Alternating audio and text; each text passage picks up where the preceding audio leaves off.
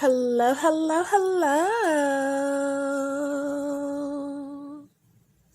It's your girl, Queen Blahma, and we are back, y'all, for another YouTube live reaction. Okay, y'all. Check out this beautiful, beautiful song while we let people get time to come up in here. Okay, sis, get your water, get your orange juice, get whatever you need to get, because we're going to be here for a good second. Enjoy this music while we wait. Okay? We are real trendsetter when we step a road. Always have it and it ever load. Fuck them girl and then we left them in a mad mode. Have the key to the city, we are lock road, yeah. Know that. From the day me step out, say me never turn back. Enough doubt me, but me never make the work stop. Crown with success, bridge me never burn that, yeah. Man a win and me no lose. All of me girl them pussy tight, nothing no loose. And if some pussy say them a stick, we send the mangoes. I shot and make you jump like carnival or kangaroo. Bad man not touch road, left the machine. When me step out, me set the whole team clean. Shelly whole bar whenever we step in. If you violate, it is a crime scene. Afi bonus spliff in the morning. Give thanks to Father God before the dawning. Haters jealous of the life where we living. Bun dirty bad mind from the beginning. Hear me now. Me and me dogs a live life. Me and me pity them and me wife. Big drip, big house and fat rights. I know me never left the steel by me side. Oi, tell them don't trouble. Big up the street youths where don't stop hustle. Man a survivor say you know we have to juggle. Remember me granny tell me nickel make a muckle. Man not touch road left the machine. When me step out me set the whole team clean. Shelly whole bar whenever we step in. If you violate it is a crime scene. Afi bonus spliff in the morning. Give thanks to Father God before the dawning. Haters jealous of the life where we living. Bun dirty bad mind from the beginning. We not touch road, left the machine. We not touch road, left the machine. You seen. We not touch road, left the steel. Yo. Mad thing, you know. Hey, Damien. Turf.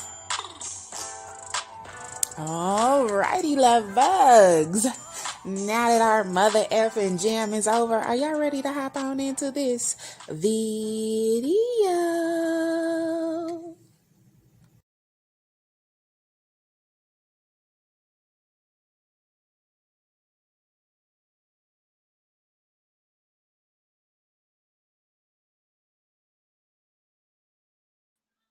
I don't even know if y'all heard me. I don't think y'all could hear me a second ago. Hey, y'all. Hey, everybody's. Hey, everyone's. Happy Tuesday, y'all. I had to think about what today is. Like, hold on. Happy Monday. No, happy Tuesday, love bugs. How is everybody's doing? Today is Tuesday, February the 20th. And y'all see the title. You know exactly what we're here for. Child. I was watching yesterday. I got all the way to episode 9. And I was like, oh my goodness. I can't watch no more. I can't watch no more because I was doing reactions also. So it was a lot. But we gonna watch it now, y'all. Child, we are picking up at episode 10 of Who the Heck Did I Marry? It don't say the heck, it say who the F did I marry, but monetize. Watch our mouths. Are y'all ready to get in this, y'all? Let me turn this screen share on. Please hit the like button on the way in. If you don't want to watch it, hit the like on the way out, sis. But it's interesting. You're going to want to watch. I'm going to go ahead and hit play, y'all. And we're going to get in it, y'all. Part 10. Who the F did I marry? I don't know, y'all. Okay, part 10. Who the fuck did I marry? Okay, had to sneeze. All right, so at this point, I had test driven all these cars. Kias, hell, he even had me test drive a Nissan Murano, but the main two were BMW and an Audi. He had told my grandfather he was getting me a car. He had told my aunt he was getting me a car. that he was going to, he was like, she's going to be my wife. I want her to be in something secure. So my family was really like, wow, wow, who knew that he had this kind of money? Um, and so I hated the fact that he did that, because anytime he got around my family, here's another red flag. And we picking up in part 10, y'all. If you didn't see part 1 through 9, going back to my other videos, I literally just released part 1 was released last night. The other 2 videos were released this morning. Everything is in a playlist for you guys to see. It's been 3 videos that I've done reactions to so far. Part the intro all the way up to part 9. We doing part 10 right now, and I'm not sure where we gonna stop. We just gonna get it and go as far as we can. It's like 50 parts, 52 parts. To put in the United Nations of red flags, he would always talk about money, and he would always brag. I never realized it in real time. I didn't realize it until I was out of the situation. He always bragged about the fact that he could fight, the fact that he had money, and the fact that he played football. Those are the 3 things he always bragged about. Back to the cars. So I told him, I was like, pick one between the BMW and the Audi, because you said you buying it. So pick one. Point. So this Yeah. man chose the Audi. So he takes me to the dealership. I wanted a white Q8. He does the give me the printout of how much it's going to cost, tax, tag, and title to get this Q8. Gentleman who's helping us gives him the printout. He's saying he's going to pay this money for the car out of the savings account that's offshore. That's the story. That's what he's saying. So he apparently is asking the guy, is there a holding fee? Can I pay a holding fee to secure this car while I'm working to get the money transferred? Because obviously with COVID, it's going to take long for the banks to transfer the money. Side note, I need everyone to understand, one of the reasons why he was able to get away with the stuff he got away with is because we were on lockdown. It's crazy because it's now 2024, but I don't know, do we all remember how it seemed like a lot of stuff stopped in 2020? Now, keep in mind, that's not an excuse I'm making, because shit still got done. But in terms of business as usual just was not happening in 2020 at this time. So when he's saying, oh, it's going to take a while for the bank to transfer the money, the gentleman who was working at Audi he didn't make a face. He didn't blink. He was like, I know it's going to take a while because of COVID. So basically what ends up happening is we leave. He has the printout. He calls the bank, or he calls his financial advisor, who does have a name. The financial advisor's name is Eric. I feel comfortable using certain people's names. So we got Eric and David so far. Remember, David is the personal assistant, and now Eric is the financial advisor. But she never gave us the name to the real estate agent that he claimed was his friend. And y'all notice, like, he putting everything on hold. I don't know if y'all checked out 1 through 9, but the dude put appliances on hold. He put bed stuff on hold, like into Lowe's, into Home Depot, put the washer, the dryer, the refrigerator, the stove, everything on hold. And he actually put a deposit down in the Home Depot for the appliances. This man, he was doing everything to make her think for real. Like, child, she was in a fairy tale. Especially if we find out they didn't exist. So he calls Eric. He tells Eric in front of me, hey, I need to transfer $72,526, whatever the amount was, because I'm buying a car for my fiance. This is the bank account information. Do you need me to give it to you over the phone, or do you need me to email it to you? Pause. Mm-hmm. I can't hear what the person's saying, but that's what he would do. Do you need me to give it to you over the phone, or can I email it to you? Okay. All right, give me a few minutes and I'll go ahead and email it to you. All right, let me know. I'll call you back to let. I don't remember. Did she call him a narcissist also? Because he definitely is. Like, on top of a pathological liar, this man is a complete narcissist, you guys. He might have some mental illness also. At this point, we in part 10 and she keep talking about these phone calls.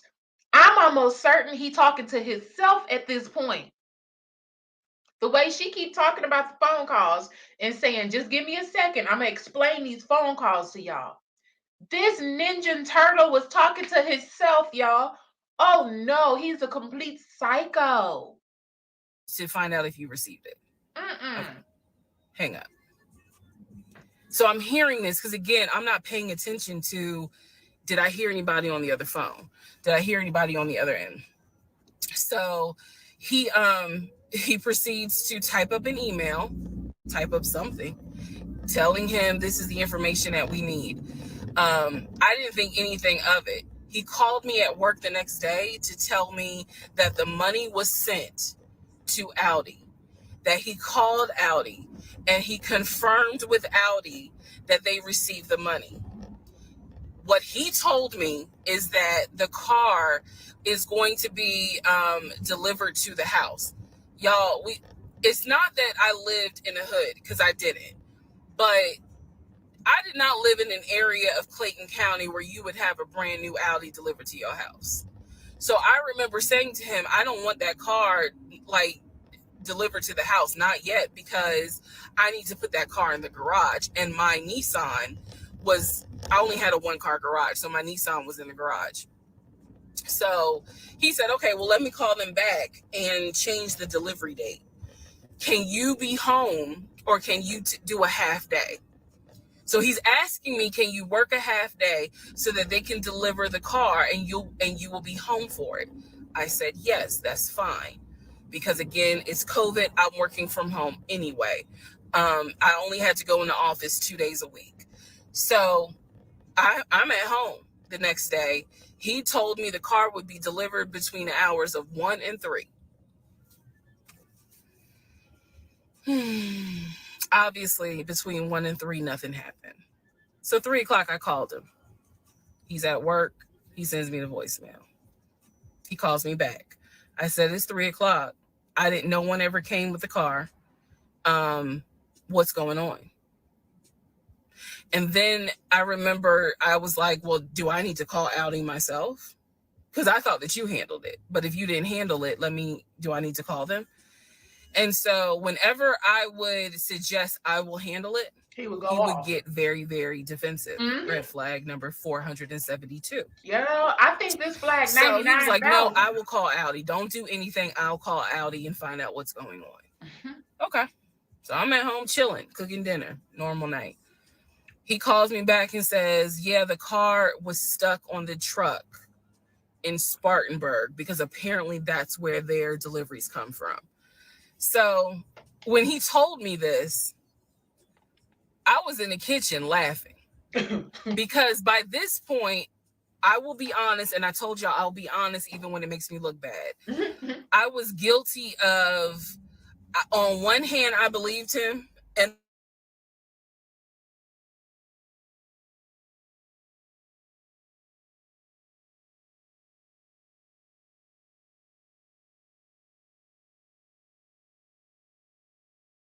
I was like, she was lying to herself at this point, y'all. Oh my gosh, gracious. Understand, y'all, at this point, what is it? 3 houses have fell through. He told her he was going to buy her a house, and he was approved for a loan through Chase for $750,000. So 3 houses have fell through that he was supposed to be buying. She's looking for the houses, going to tour stuff and everything. It didn't fell through. And now the car ain't been delivered. She lied to herself at this point.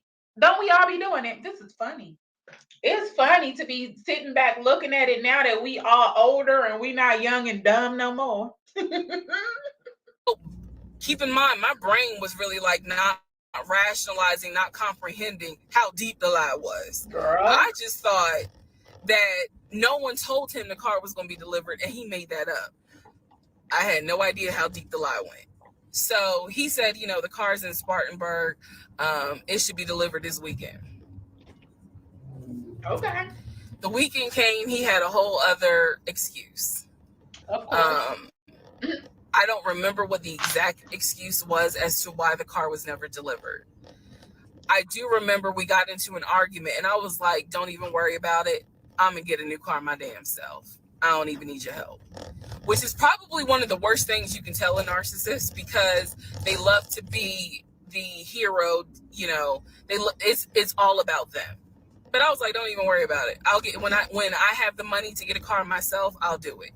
I don't want to hear anything else about a new car. I don't want to hear shit else about a car.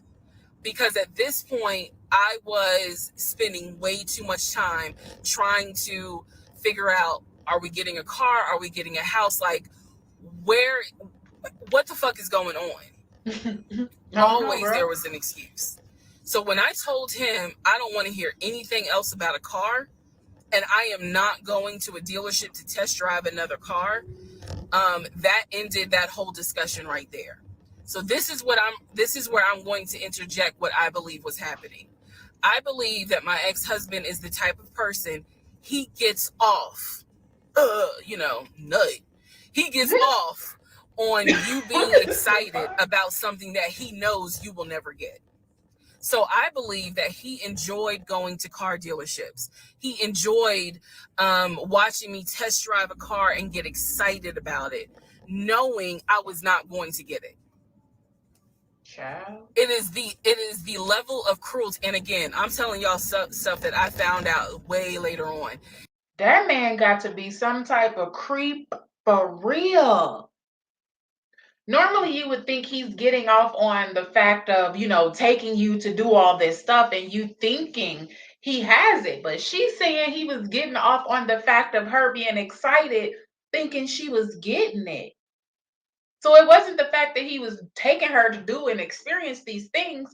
It was the fact that she was getting excitement thinking that she was going to get it. And there was going to be some type of disappointment. And that's what was turning him on.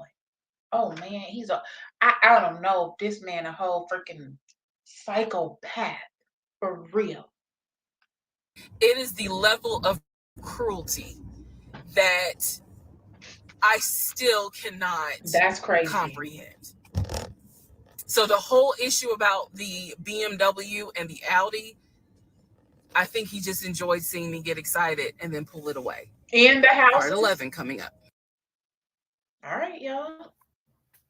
All right, part 11. So Okay, so the intro through part 10, 3 houses have fell through. I want to say 4 houses, but she doesn't consider the first house in the group of houses. So technically, it's been 4 houses that fell through. The first one he completely lied about, period. The other 3 houses, they were putting bids in for the houses, but the owners weren't taking the bids, which it was just the man above striking it down. The man said, girl, no, girl, no, girl, no. And even after the 3rd strike, she was still going. So y'all, we got 4 houses that he didn't play games with so far. And now he was taking her to the BMW lot.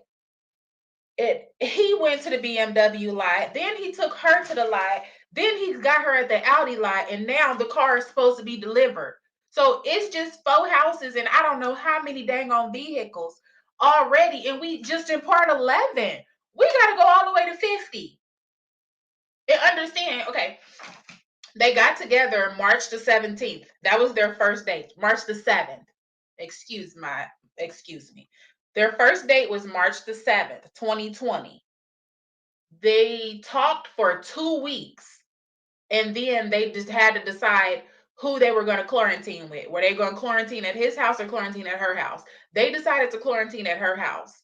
So March the 7th, then they quarantined at her house. She found out she was pregnant, I think she said in May.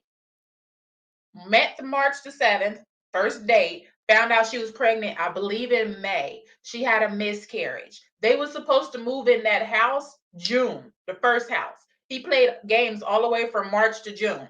about that first house. She had a miscarriage in between that time, and they still never moved in that house. Then after the miscarriage, she figured out he was lying, and then he was like, okay, do you want to start looking for a house again? And that's where the other three additional houses that fell through came from. And then he starts looking for cars. Like, you can't make this up.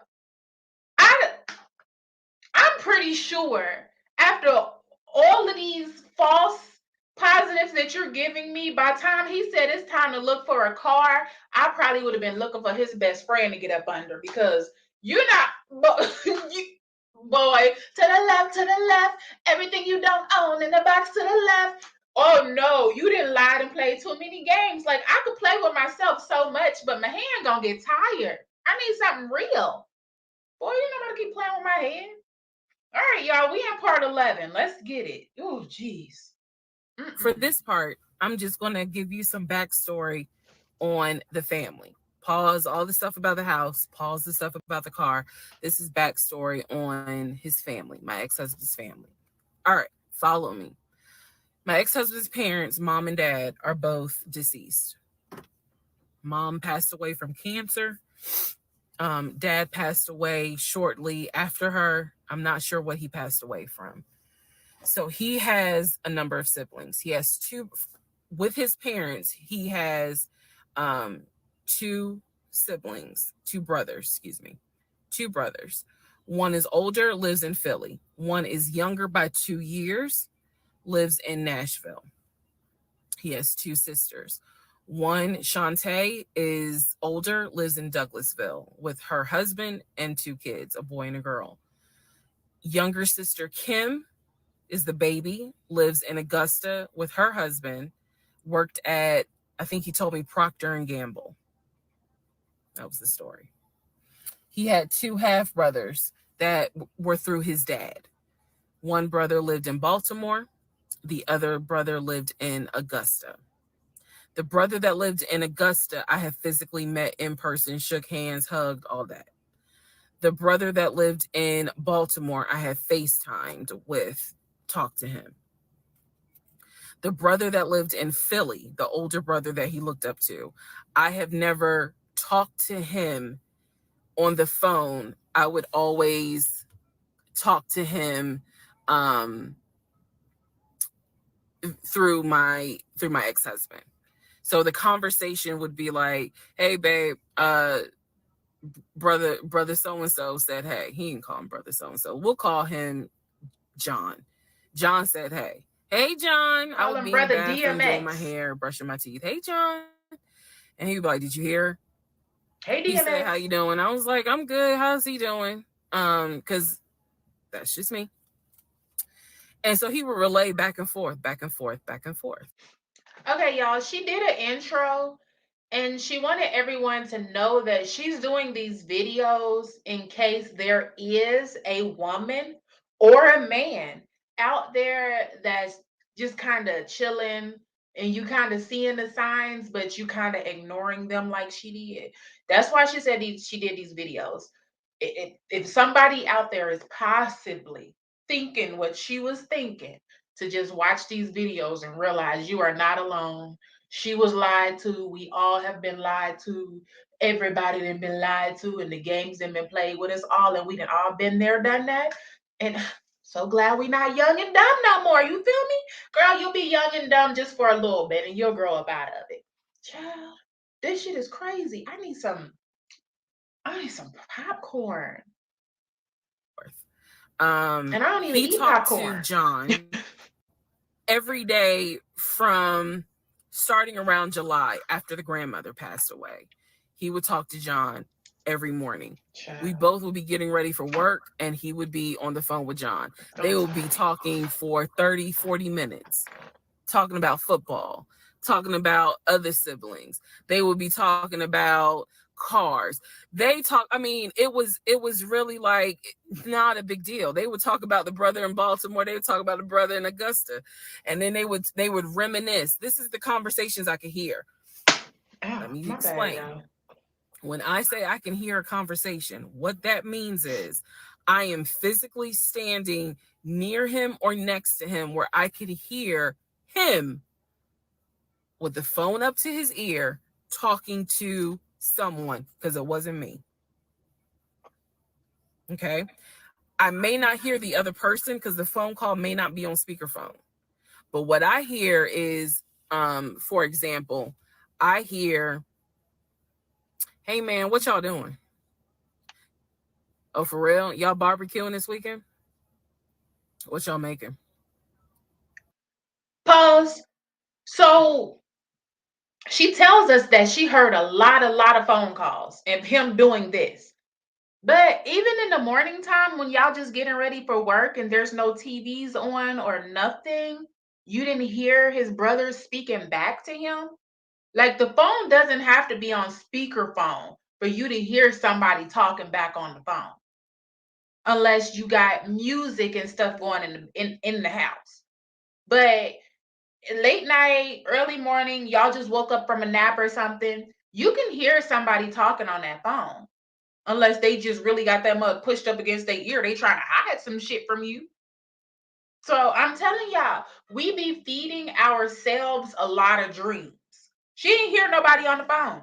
He was just talking to himself the whole time. That is some crazy shit. And understand, she let this man quarantine, quote unquote, move into her house after knowing him for less than 30 days. Their first date was on March the 7th. They were quarantined 2 weeks after, and they made a decision of whose house they were going to quarantine in. He moved into her house less than 30 days after meeting her, and he is a complete fucking psychopath. Thank God that she's alive and well to tell these stories because he's crazy. Ain't you talking to your damn self for 30 minutes straight first thing in the morning? Who the hell even up thinking about doing crazy shit like that? My psycho ain't even kicked in yet. Like, come on now. For real. I'm real crazy. And you gotta give it a little bit of time to kick in. The crazy part gotta wake up. When I wake up first thing in the morning, it's just saying the little psycho ain't kicked in yet. His psycho kick in before his eyes even open. That motherfucker just here. Yeah, I'm about to play with this bitch brain today. Yeah. Oh, what the fuck? Somebody in my comment section of the other video said, I'm scared to be in a relationship, period. Yeah, you should be, because these motherfuckers is crazy. Oh, that's what's up. Nah, I think me and her gonna stay in this weekend because these numbers is looking crazy with COVID. Yeah, she over here. She's sitting right here. She watched the TV. Okay, hold on. John said, "Hey, hey, John, you heard her? Okay. All right, bruh. I just wanted to check in on you. That's the type of conversation I'm explaining. Okay, so I hope that that gives a little more clarity about the type of conversations I'm hearing. It did, sis. So, I don't know why this light keeps going out. Okay, so that's how he would talk to his siblings. The grandmother passed away. He called me around April or May and told me that his grandmother passed away. His grandmother, on his dad's side, had died suddenly from COVID. She had symptoms. She went to bed and did not wake up. He was distraught. He was crying. He wasn't eating. He was just sitting there, listening to music, not watching TV, just sad because he was like, my grandmother was always my support system. So from what I saw, it really bothered him. I did not think anything of it. I'm one of those people. If you tell me somebody in your family passed away, I'm gonna believe you because I don't play about death. And I guess I expect other people don't either. However, that is not the same for everyone else. But we'll get there. Hey, everybody coming in the chat. This is going to be a quick hello. Hey, love bugs. Welcome, welcome, welcome. I will not be highlighting comments and I will not be stopping to say, hey, so and so, hey, so and so, hey, so and so, hey, so and so, because at the end of these lives, I break them down and put them into different videos. So I don't want people to be confused. Like, is this a live chat or what's going on? But I am paying attention to the chat. I see y'all coming in. Hey, I think like I don't know how far you got in this story, sis, but don't tell me if he was gonna try to unalive her. Please don't spoil it for me because these is raw reactions. I have not seen any of this video. I'm watching it raw with y'all. But this dude is crazy as hell. For real. So, family. He had his sister Shantae, who lived in Douglasville. Like I said, she was married with two kids. Apparently, she was a nurse. So when I had my miscarriage, that was a sister that he was like, my sister will take you to the hospital. Like, that's what family does. Okay. I had never met Shantae. I've been on the phone, or excuse me, I've been around him when he was on the phone with Shantae. Never heard her part of the conversation.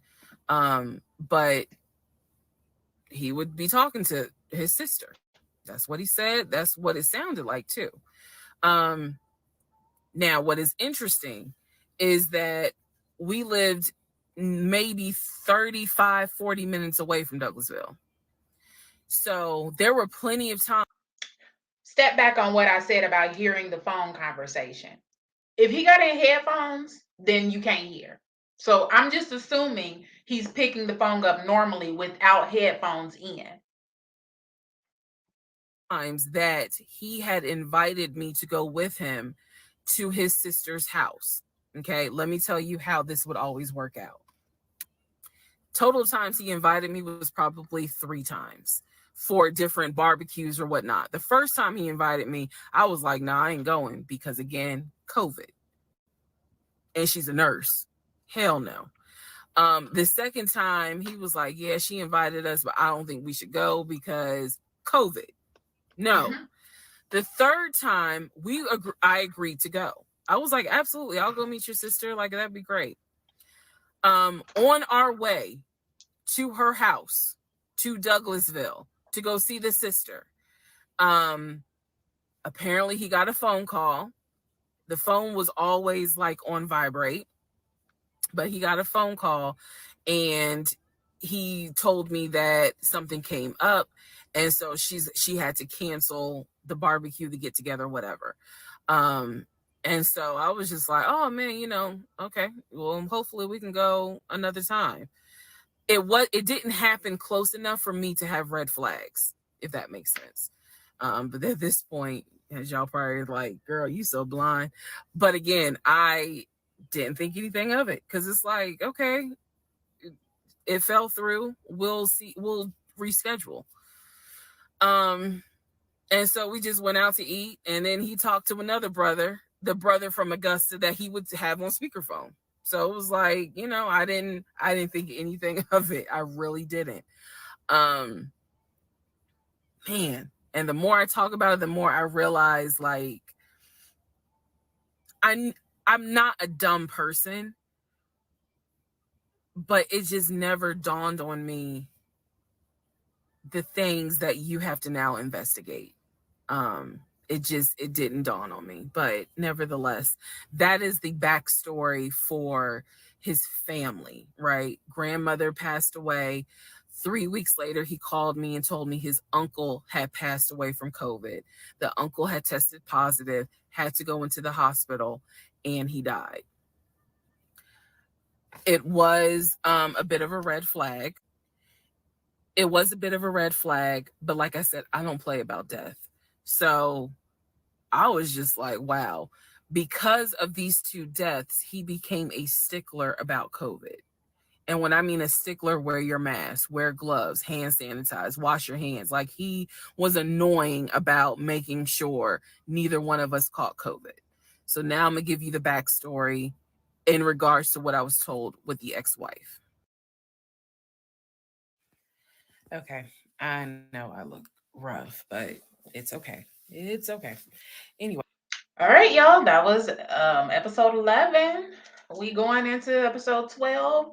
We have all come to agreement that we agree that he's a complete psychopath.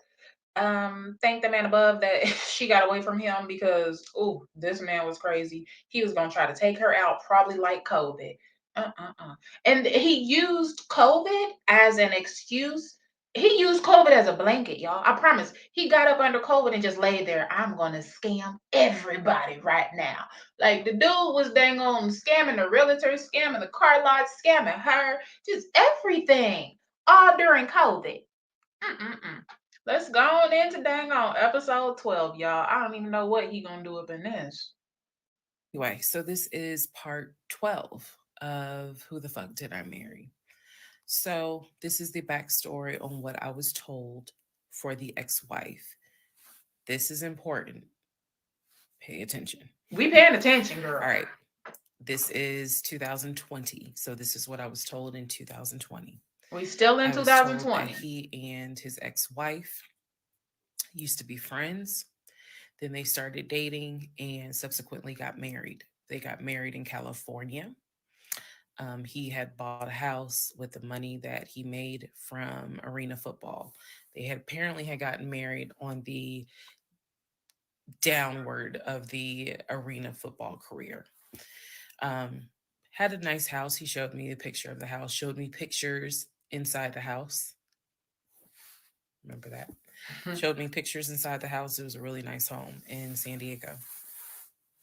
And basically, what happened was that Another point, if y'all just now coming in, y'all probably don't know. She met him on social media. She said that they met in the Facebook, I believe she said the Facebook dating group, I believe. And then she said it was another app. I don't remember the name of Wrangler or something like that.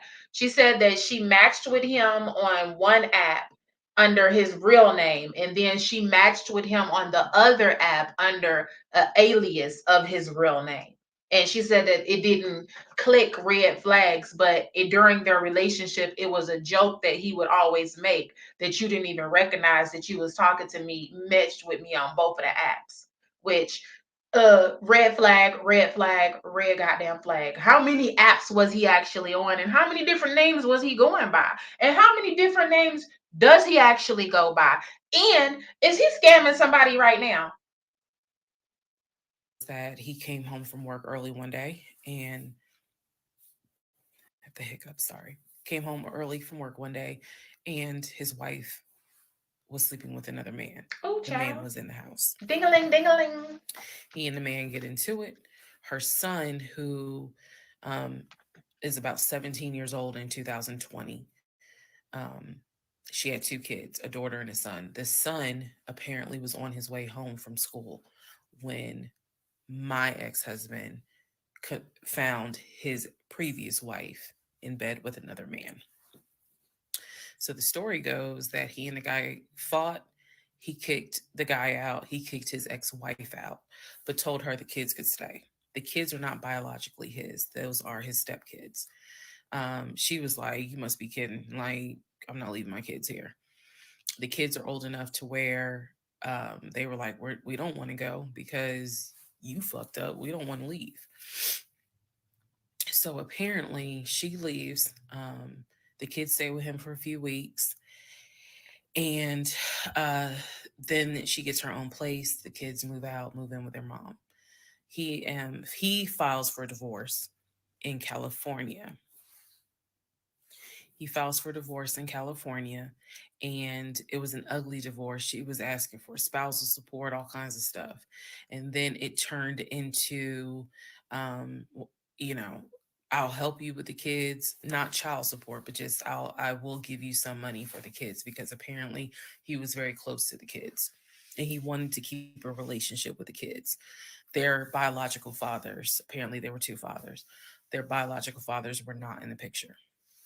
So um, the divorce starts out contested and ugly, eventually becomes amicable. Eventually, they become cordial with each other.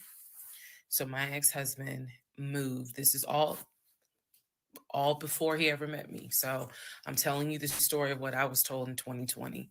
So eventually, about 2 years later, is when his job approached him about an opportunity to transfer to Georgia. And so he took it. New beginning, fresh start. He has family in Georgia. He took it. He told me this story pretty much the second or third conversation we had. So it was always from the beginning that she had cheated. He caught her, and he had filed for divorce, but he was still close to the kids. They still had a great relationship. I've heard him I've heard him on the phone with the kids, just encouraging them, helping the 17-year-old like with homework. The kids really apparently wanted to meet me, and I was fine with that. Um, he would apparently he would send them money, if they needed something, because he loved the kids as if they were his own. I'm telling you the story as I was told it in 2020. So let's see, around April or May of 2020, he informs me that his ex-wife has moved to Georgia. Apparently, she's staying with her sister in Gwinnett County. So she has moved to Georgia. The two kids are now in Georgia. And so when he tells me all this, I'm like, so what's that supposed to mean? Now, I will say this: he never made it seem as if she wants him back. He never presented that. It was always, no, we're cool for the kids. We're cool for the kids. Um, but he's never presented that she was trying to get him back.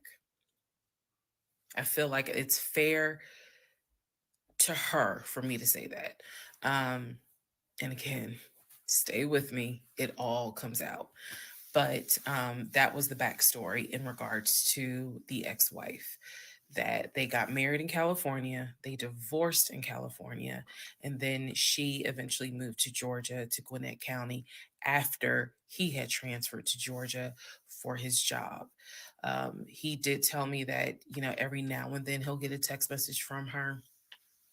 um, he told me that he, told her when I was pregnant, he felt like she needed to hear that from him instead of hearing it from the kids.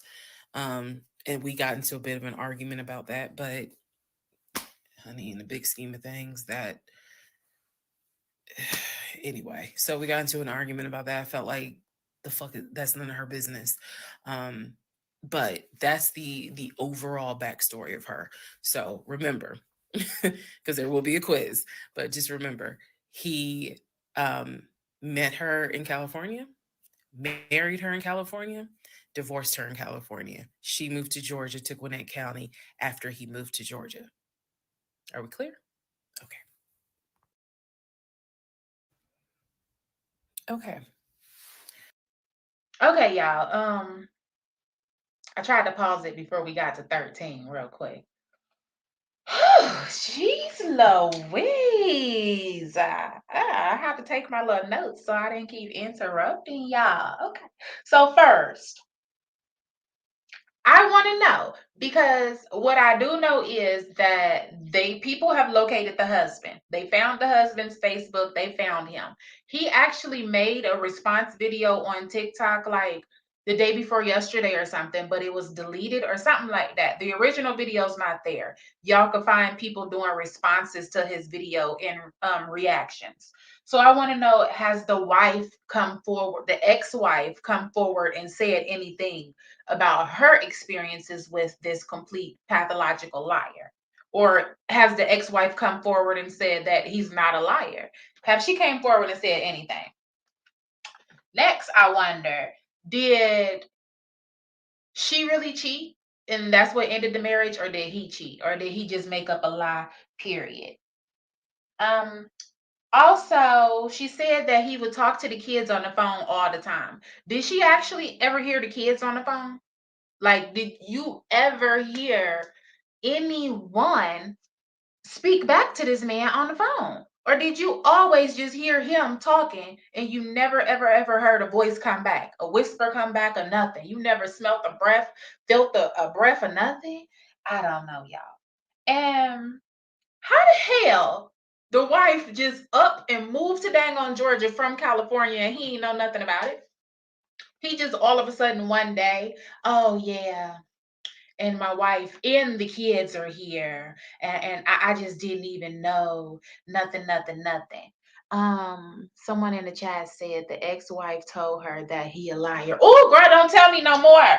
Oh, don't tell me no more, no more, no more, no more. And last but least, I am glad that she made the point to say that she was never told that the wife wanted him. Like she said that he never made it a point to be like, oh, she trying to get back with me or nothing like that. I'm glad she said that. Give her a little pat on the back, her little clappity claps for that, y'all. And we are going to go ahead and push play on episode 13. Part 13 of Who the Fuck Did I Marry? Um, Oh my so gosh. I've kind of given you guys all the backstory. Let's just kind of recap real quick. So I told you how we met in March of 2020. Basically, Georgia got shut down. I keep saying shut down, got locked down. We decided to quarantine together. I know it was crazy. It was crazy. Um, I really liked him and thought he liked me. So I told you guys how we met. Things moved at a rapid pace. Met in March, moved in together pretty much beginning of end of March, beginning of April. Found out I was pregnant in May. Lost the baby in June. Had to have surgery in July. Started looking for houses. Started looking at cars. All this stuff happened literally between March and the end of, excuse me, in August is when I got my car. So, um, got a car in August. He paid the down payment for that car. Um, which I was shocked by. And no, it was not a BMW or an Audi. It was a Nissan Altima, but I loved that car at the time. So he paid the down payment for that car. Told me he would help me with the car payment. The biggest mistake that I made, and I'll explain why I say this. The biggest mistake I made was that I signed myself up for a car note where I knew I needed his help to pay the car note. I knew better. My mom has always taught me, do not ever put yourself in a position where you are financially dependent on a man. How did he end up only putting a down payment on a car when he was supposed to buy you an entire Audi, an entire BMW? What's the wire transfer? I'm gonna send the money over right now. And then a couple months later, he ended up only putting a down payment down. It was so many red flags. And all of that went out the window. And the reason why I say that was the biggest mistake is because when I pulled back the layers of this whole monstrosity of life that I lived for 2020 and 2021, it really does boil down to the fact that I truly ended up marrying him more out of fear than anything else. And I'll expound upon that later. But um, I got the car in August, and by this point, I was exhausted of looking at cars. I was mad that I didn't get a BMW X5 dark blue with cognac interior. Um, and I was tired of looking at houses, getting my hopes up, looking at a house and picturing myself in the master bedroom, the kitchen, the island, all that stuff. I'm a visual person, and I was tired of getting my hopes up. Um, so now we're going to segue into fall, going into the holidays.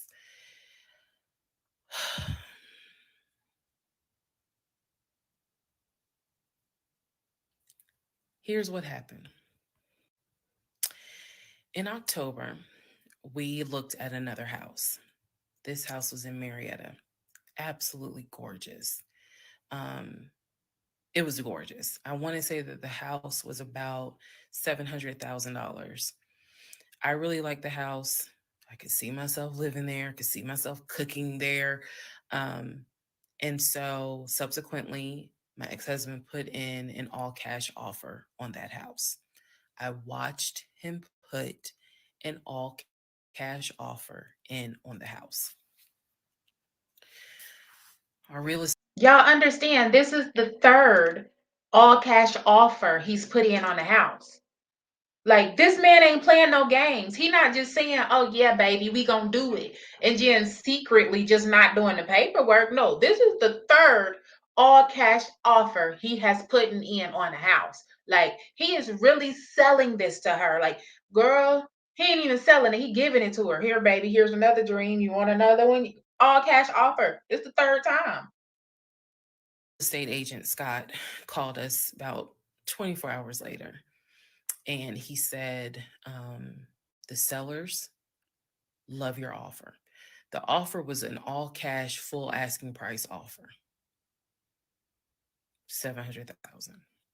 Let that sink in for a moment. Oh, it's sunk He said in. the sellers love the offer. It's definitely sunk in. That's why I asked yesterday in my reactions. I wonder if he can be held legally responsible for some of the stuff he didn't did. Because she's telling us this story, but with putting in these cash offers and dealing with the real estate agents and dealing with the car lots, there is actual paperwork. He has left a trail of his scam.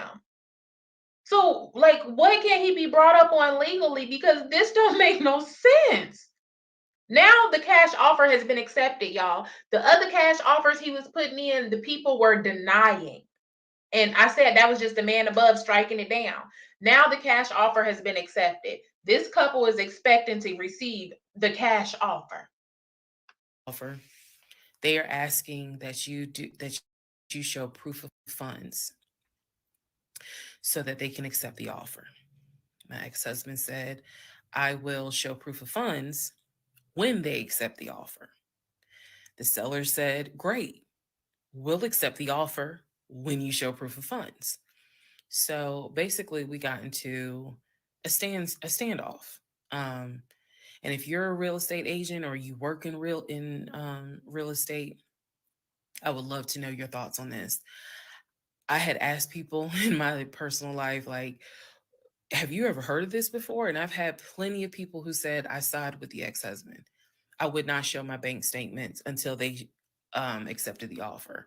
And then I had other people who were like, I wouldn't accept an all cash offer unless I verified that the person can pay. Yeah, because like if they accept it, then they didn't legally accepted some crap and he might not even have the money. But then I'm with the ex-husband. I'm not getting ready to hand over my bank accounts to y'all for y'all to be like, oh well, nah, we ain't gonna accept this one. Let's see if he go up a little more. Oh hell no. Nope. So I'm just curious what your thoughts are. Okay. So our real estate agent called us and was like, guys, the sellers are giving you 2 days to show proof of funds. I had the letter that he showed me from Chase. I sent that to Scott, but that was for a mortgage. The offer was for all cash. So he needed to show proof of funds that he had the cash to pay $700,000. He didn't show it. He refused to budge on showing them proof of funds until they accepted the offer because he was afraid that they were going to create a bidding war. So, what ended up happening was Scott called us and said, Ain't that what I said? I would not have showed them my shit because y'all are not about to say, okay, we legally haven't committed to nothing. So let's see. We, bitch, because I like a bidding war and I like to negotiate with people when I'm going to win. But we're not about to negotiate because you didn't see that I got some mo and you thinks that you about to get some mo. Oh, nah, man. So I got to side with him, bro. Hell no. I apologize because I didn't do my due diligence as a realtor. He said, before I ever started showing you guys a house, I should have collected your pre approval letter and proof of funds. He said, so Mm-mm-mm. at this point, my broker has informed me that I cannot show you guys another house Oh, until you show yep, at least us, meaning the real estate firm, until you show us proof of funds. yup. Yup, yup, yup. And if you watch the previous videos, she spoke about the real estate agent. And she specifically said the real estate agent made a mistake. And I'm going to speak on that mistake later on. And now she's speaking on it. The real estate agent should have got the information before even showing multiple houses. Y'all understand what I said, right? This has been like, this is probably the seventh or the eighth or something house, but this is for sure the third house, might be the fourth one that he's put a cash offer down on. So if the first people would have accepted, they would have been waiting for their money. He just been playing games all this time, and the real estate agent didn't do what they were supposed to do the first couple of times. Mm-mm-mm. And so Child. I'm just like, well, I'm telling my ex husband, just show them the fucking proof of funds. Like, what's the problem? Um, and so it was a lot of, I find that this is really unprofessional because it's not our fault that you didn't do your job correctly. It got a little ugly and it got uncomfortable because I'm like, I don't understand why you don't show them proof of funds when you clearly just signed a document stating that you're putting an offer in at full asking price. This was the same thing that the realtor was saying. He was like, but you just signed an offer. So what's the problem? Right. Like, you want them to accept the offer and then you'll show everyone the proof of funds? And my ex husband, without missing a beat, said yes. So Scott did his best to work with the seller and say, look, accept the offer. He'll show you, he'll open the books, he'll show you the proof of funds. These sellers were like, no, that's not. And it wasn't so much the sellers, it was the seller's agent. Mm-hmm. Big respect to the seller's agent. But the seller's agent was like, no, that's not how we're doing business. He needs to show those proof of funds before I advise my clients to accept his offer. Period. If he's not willing to do it, we'll go on to the next offer because they did have another offer on the table. For it was less than asking price, but um, they were willing to accept that offer over the all cash offer because those people had basically shown proof. So subsequently, the house fell through. We passed the 2 day deadline. They went with the other offer. Also, at this point, our real estate agent, Scott, and Backed I do out. not blame him for this, pretty much cut all ties Yep. because what he, I believe, felt like was, I don't know what's going on, but something's going on. Mm-hmm. And this is not how I do business. So until you guys are ready to show the proof of funds needed to buy a house, you need to get yourself another agent because we were already about 20 to 25 houses deep by this point. We had already put in 2 other offers, they fell through. And now here we are with this house. And once again, it fell through. Okay, so good news and bad news. Number one, this is part 14 of Who the Fuck Did I Marry? Bad news, this is going to be the last post for the night. And the reason why, good news, tomorrow's my birthday. So Oh, happy birthday. I'm just going to Happy make late this birthday. video, post it, and then I will pick back up probably Friday because honestly, I truly want to enjoy my birthday tomorrow. I just want to enjoy my birthday. All right, so y'all don't be upset. Just if anything, watch parts 1 through 14, and then we'll be ready for part 15.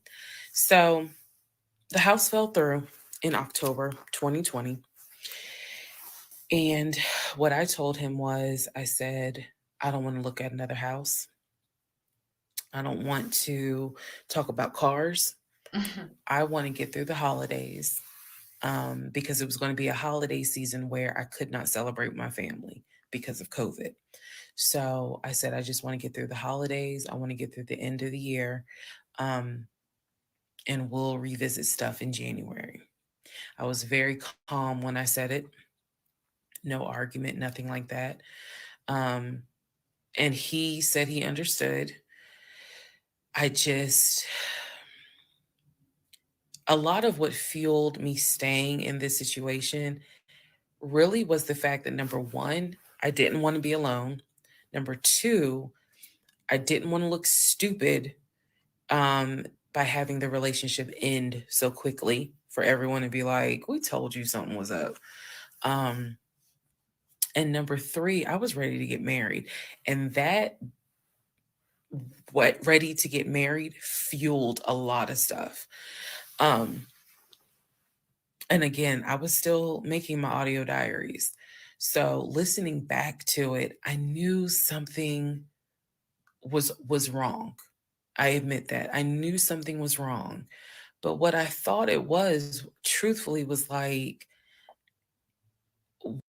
If you're wondering, like, audio diary, what? Okay, I think she said after, like, it was probably in episode 2 or 3. She told us after the first house, after he kept making different excuses about the first house, she said something wasn't right. So she started making a audio diary in her prayer closet. Every time she felt like something wasn't right that he told her, she would go into her prayer closet and make a talk to her diary. why does it seem like there's always something? Like, why can't we just go ahead and get the house? Um, why is it always something? Why can't I just get the BMW? It still didn't dawn on me how deep this something went. And for the people who keep asking, I'm going in order of events. So, yes, there will be a video where I explain how everything came out and what came out, what was true, what was not true. It's coming. I'm just getting all of this out in order. So, I told him I didn't want to look at a house no more. I don't want to talk about houses. Do not mention the word Zillow. Do not mention the word the word realtor. Nothing.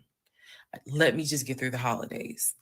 And for myself, the question was, what do you want to do? You want to stay with him, or do you want to cut your losses?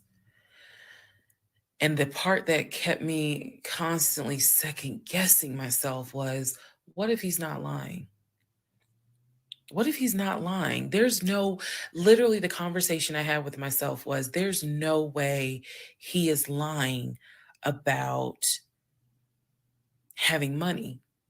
You saw the paper from Chase.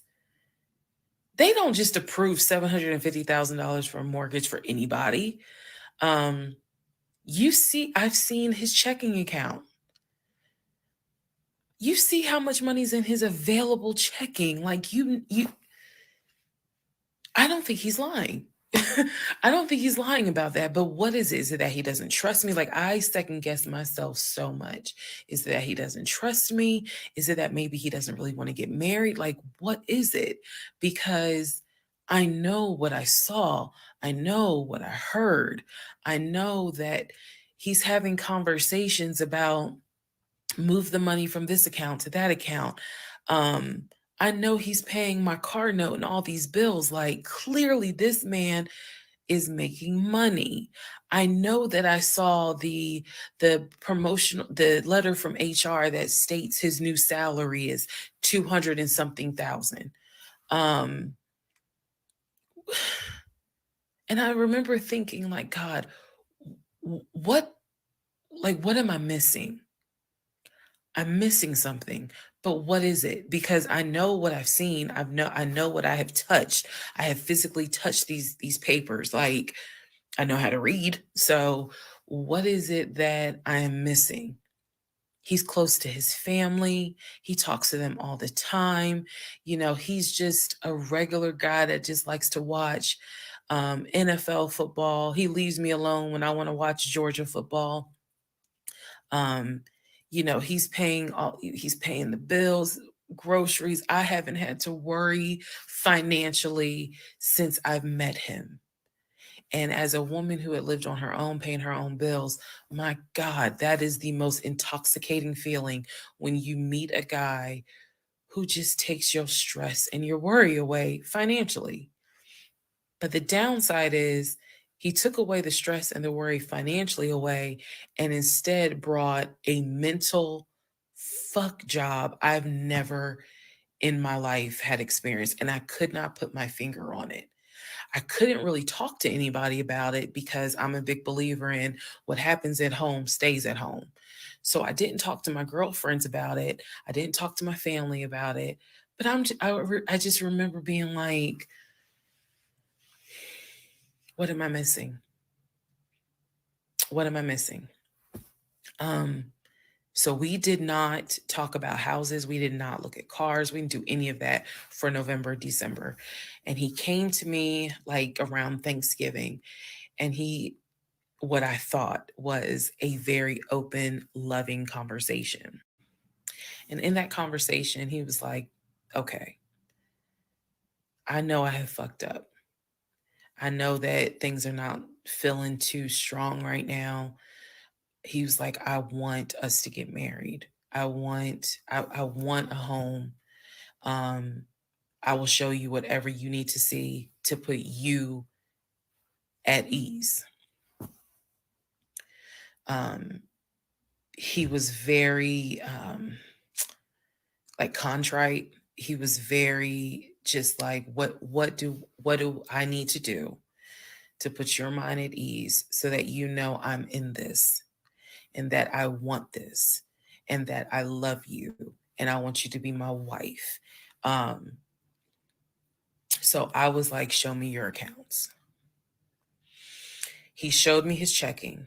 He showed me he showed me one of his savings. He showed me a Chase savings.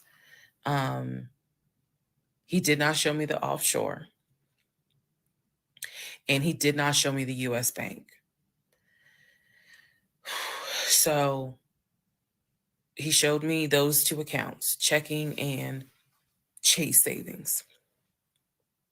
So I knew that there was money. What I saw in those accounts, there was money.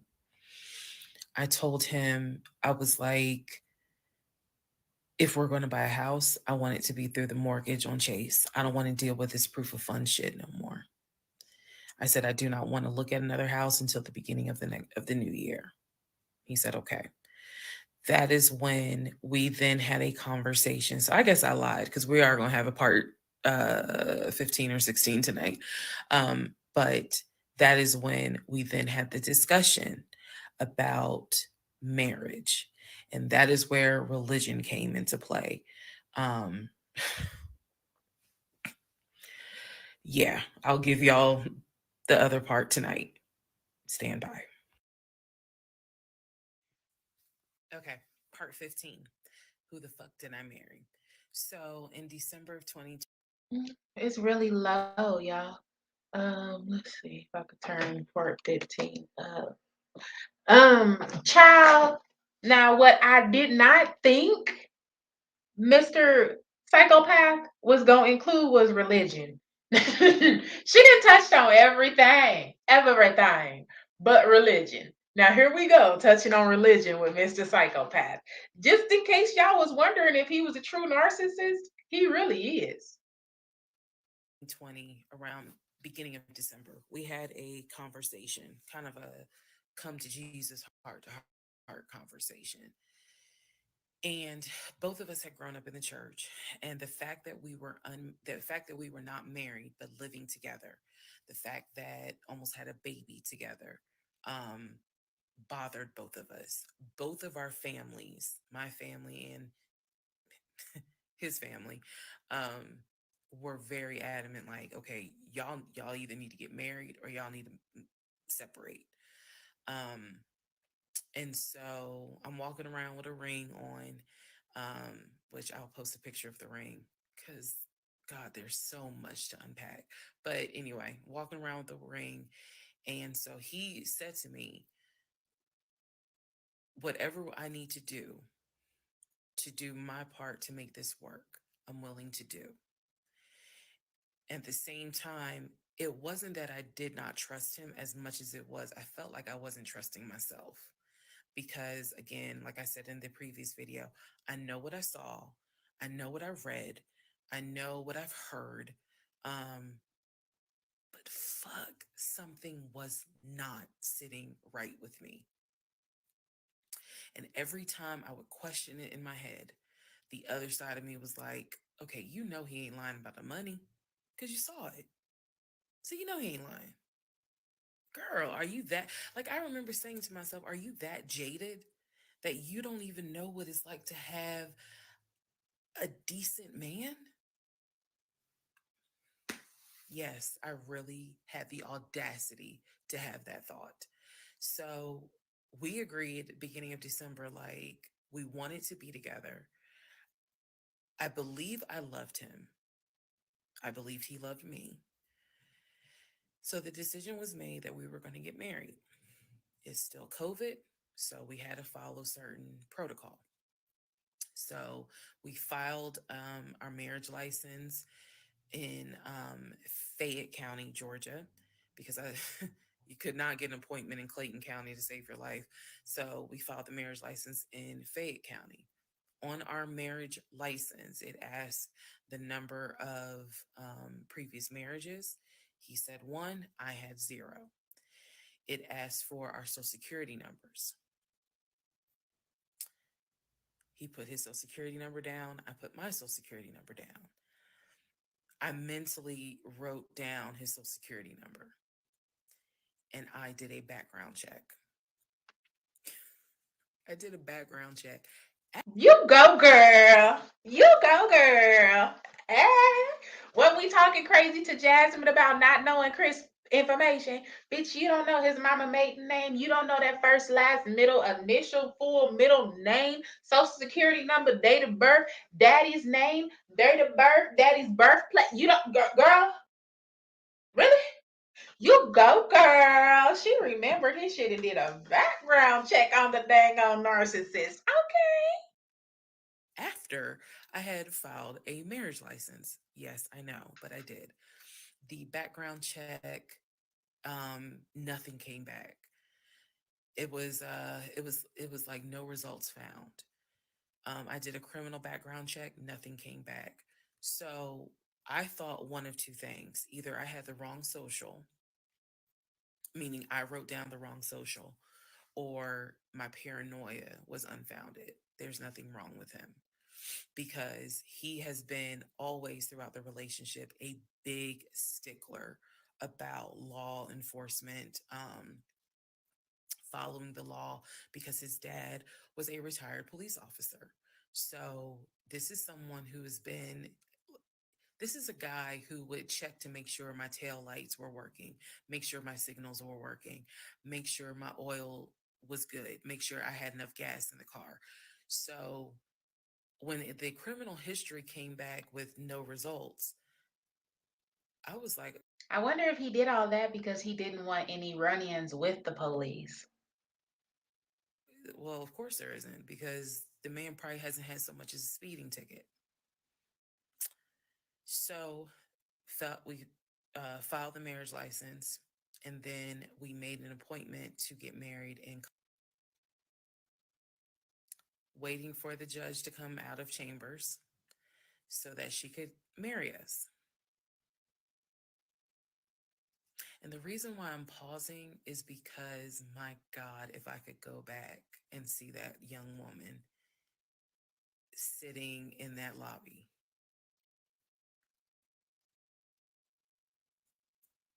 wow. I know we can't go back in time, but damn, if I could go back in time, I would.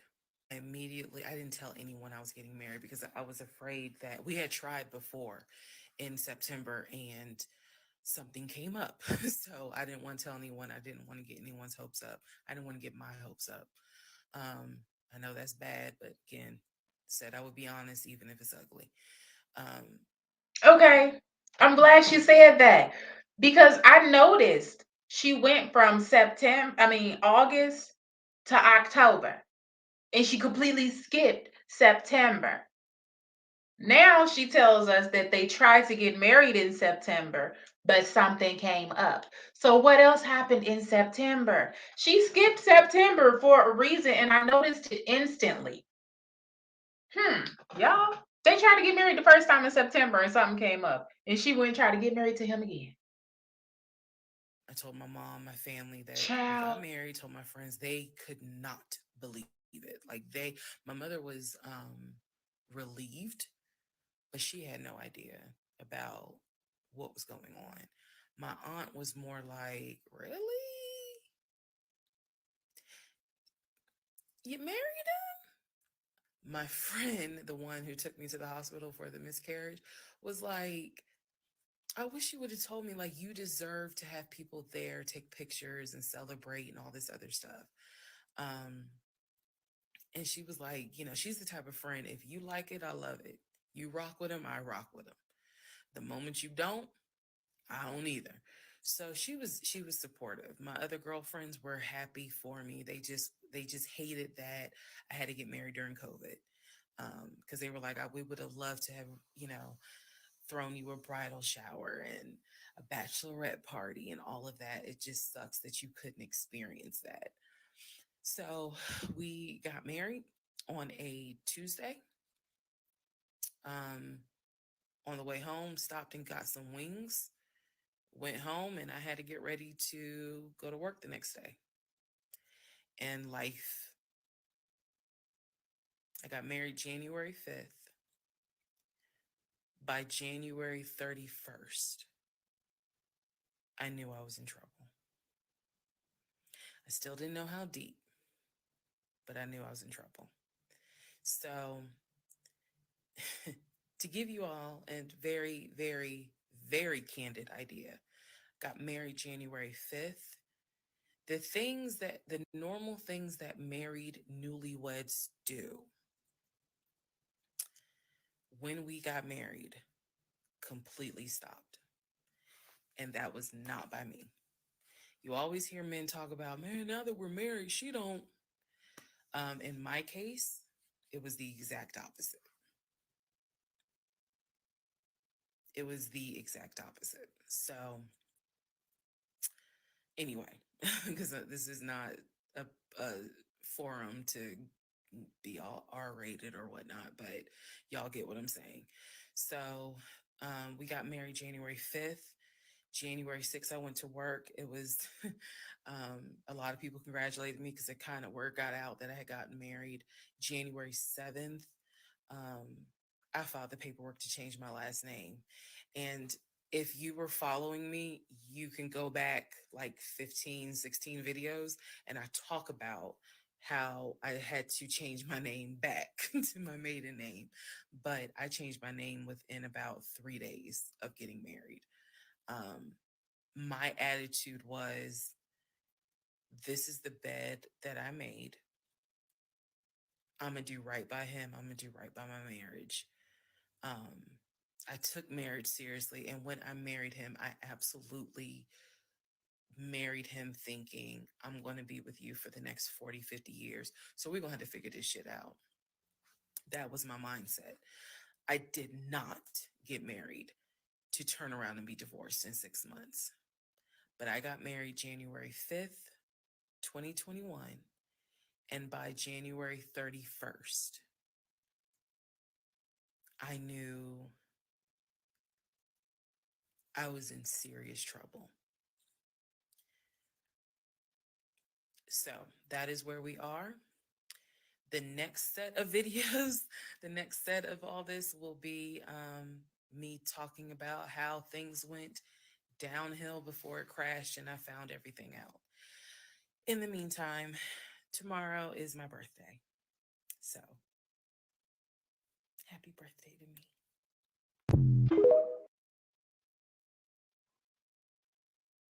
The fuck did I marry?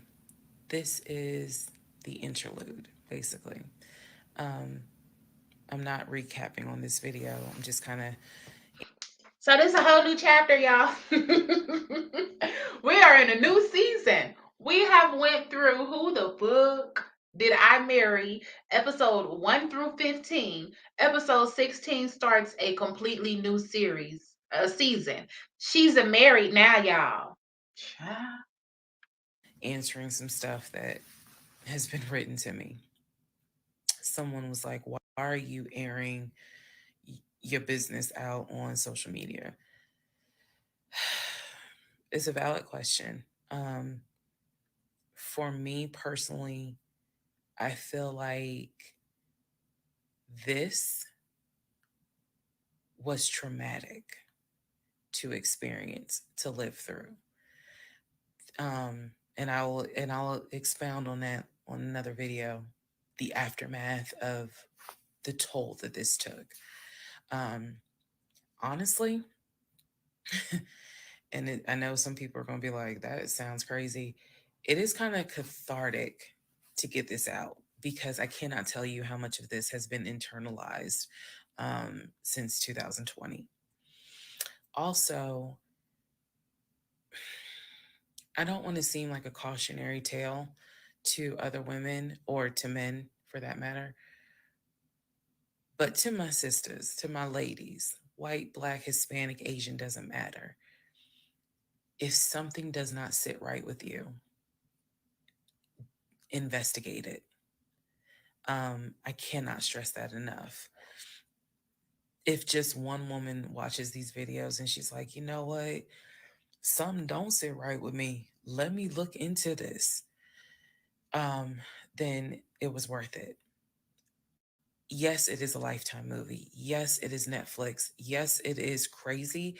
Yes, it is hilarious also. Um, and I understand all of those reactions. As someone who lived it,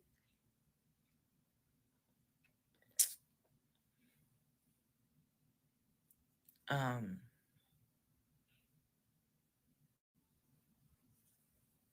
it was traumatic. But I feel like, God, it feels good to finally admit. So basically, she's saying, as someone who lived what she's telling, like what she went through, it left her speechless. Y'all notice it took her a minute to come up with the word traumatic. It's because the experiences and the trauma has left her speechless pretty much. Now that she's able to sit back and actually think about and process and speak on everything that happened, sis is speechless at what the heck the life she lived. She's speechless at all the red flags she ignored. um, what the fuck I went through. And again, by the time this is uploaded, I'm only to January of 2021, right after getting married. So when I think back on it, there's things that I'm very, very grateful for. There are things that I'm just like, why did you not pay attention? Why did you not question?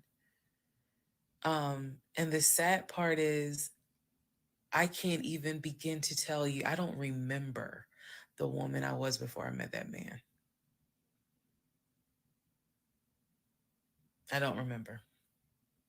Um, because going through something like that, it changes you. And I've seen some women in the comments who were like, I was married to a habitual liar. I was married to a pathological liar. My baby daddy's a pathological liar.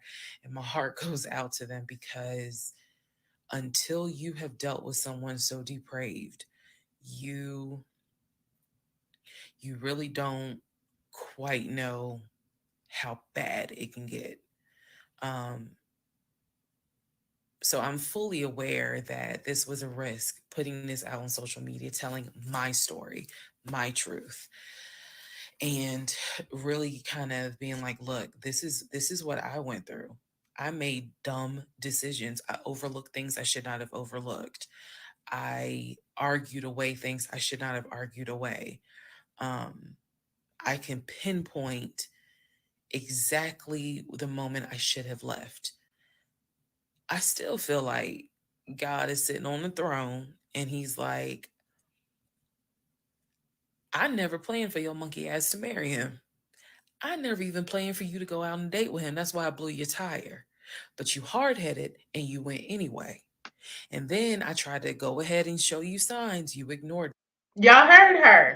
That's why I blew your tire. Child, if you don't know, in episode 1, she told us after speaking to him on the phone for 2 weeks, they decided to go on a date. March the 7th. She got on the highway, got off the highway. On the off ramp, she heard a big old boom, and it was her tire had blown.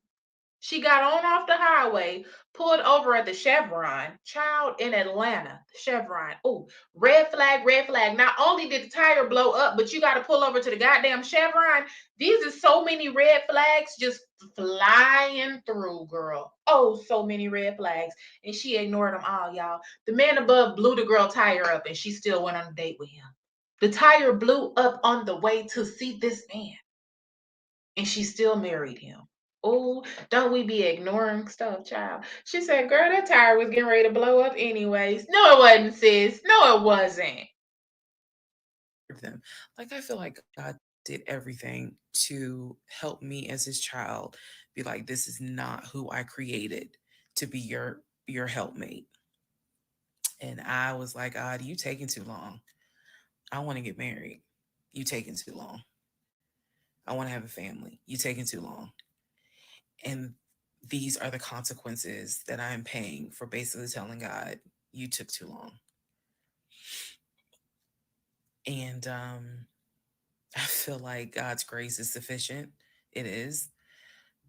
But at the same time, and I'm not perfect. I mean, not perfect at all. None of us are. But I do feel like when I sit back and I replay the events that happened, I truly cannot believe that was my story, because all I wanted was to meet a guy, for him to be my best friend, for us to get married, have a family. I wanted someone I could make fun of his big old forehead and he make fun of my nappy head and all my wigs, and yet he was my ride or die. Um, I wanted someone that I could be like, man, help me with these kids, and he helped me with the kids. We had a nice home. We were comfortable. That is what I wanted. And I've said this before, and I say it again. I truly thought, I truly hoped it was my turn. You see the women who are, so happy, and they're in these loving marriages and life just looks good. I really, really wanted it to be my turn. And so I excused away a lot of stuff that I hope the next woman who sees this does not excuse, because I don't wish this on anybody. I don't wish this on anyone, to feel the way I felt the moment I discovered the whole truth. Um, so I just wanted to say that, because I think it's important to try to answer the why is she posting this? Honestly, I was tired of holding it in. I was tired of holding it in. Um, and I hope it helps somebody. Okay, let's all take a deep breath. Whew. Let's all get some sleep. If you don't have anything to do and you just want to wish me a happy birthday, wish me a happy birthday tomorrow, February 15th. Shout out to Team Aquarius. Good night, y'all.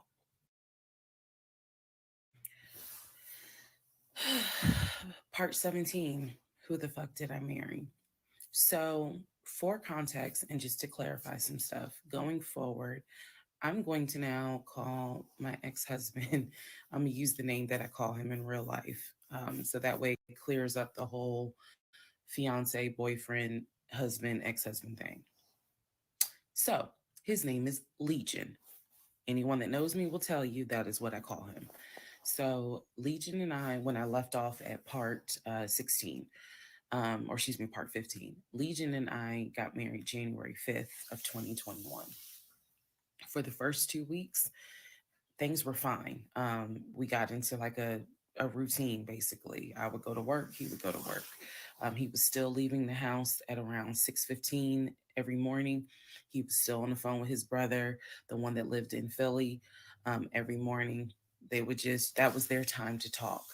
From what I was told, the brother got off work. I guess he must have worked the third shift, and so he was getting off work as Legion was getting ready to go to work. So that was the perfect time for them to talk. He would talk to his brother in Baltimore and the brother in Augusta, pretty much, just a quick phone call here and there, if not every day, every other day. So everything was pretty much the same. I would talk to my mom almost every day. I would talk to my aunt almost every day. So it was nothing to kind of that's weird. That's what the morning routine was. He would talk. So I worked at Georgia State Patrol.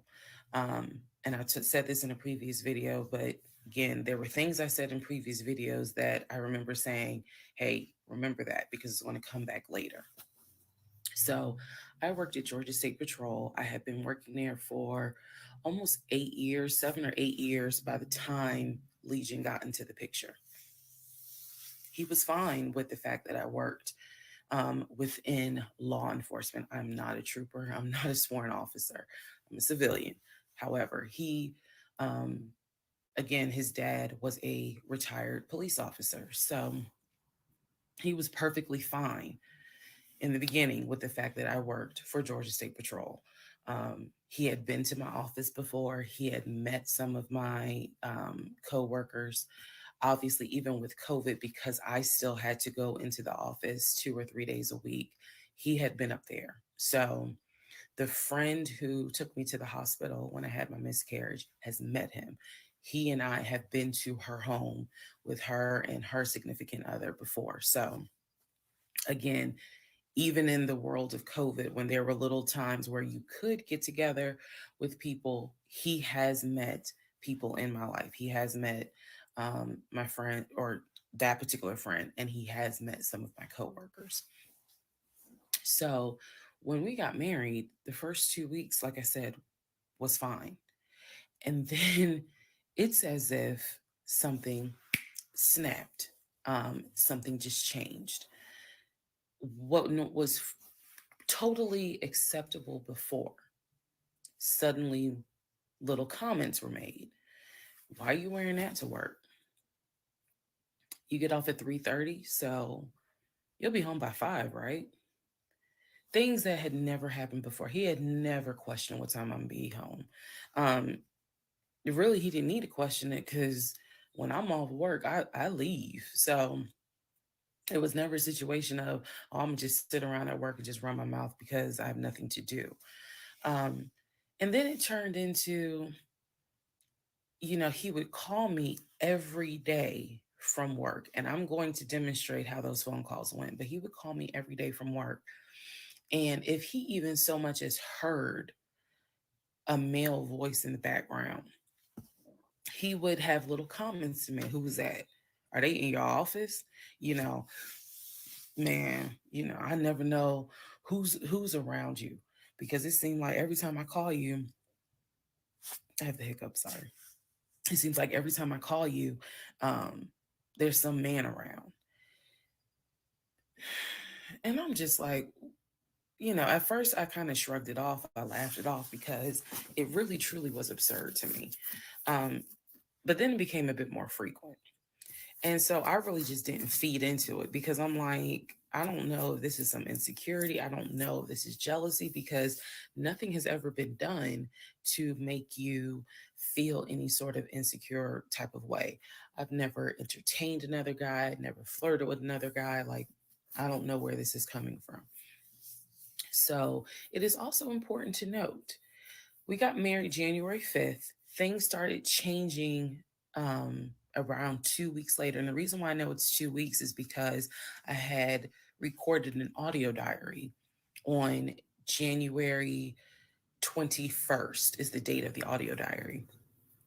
And I talk about how maybe I had unrealistic expectations because it seemed as if things were changing with he and I.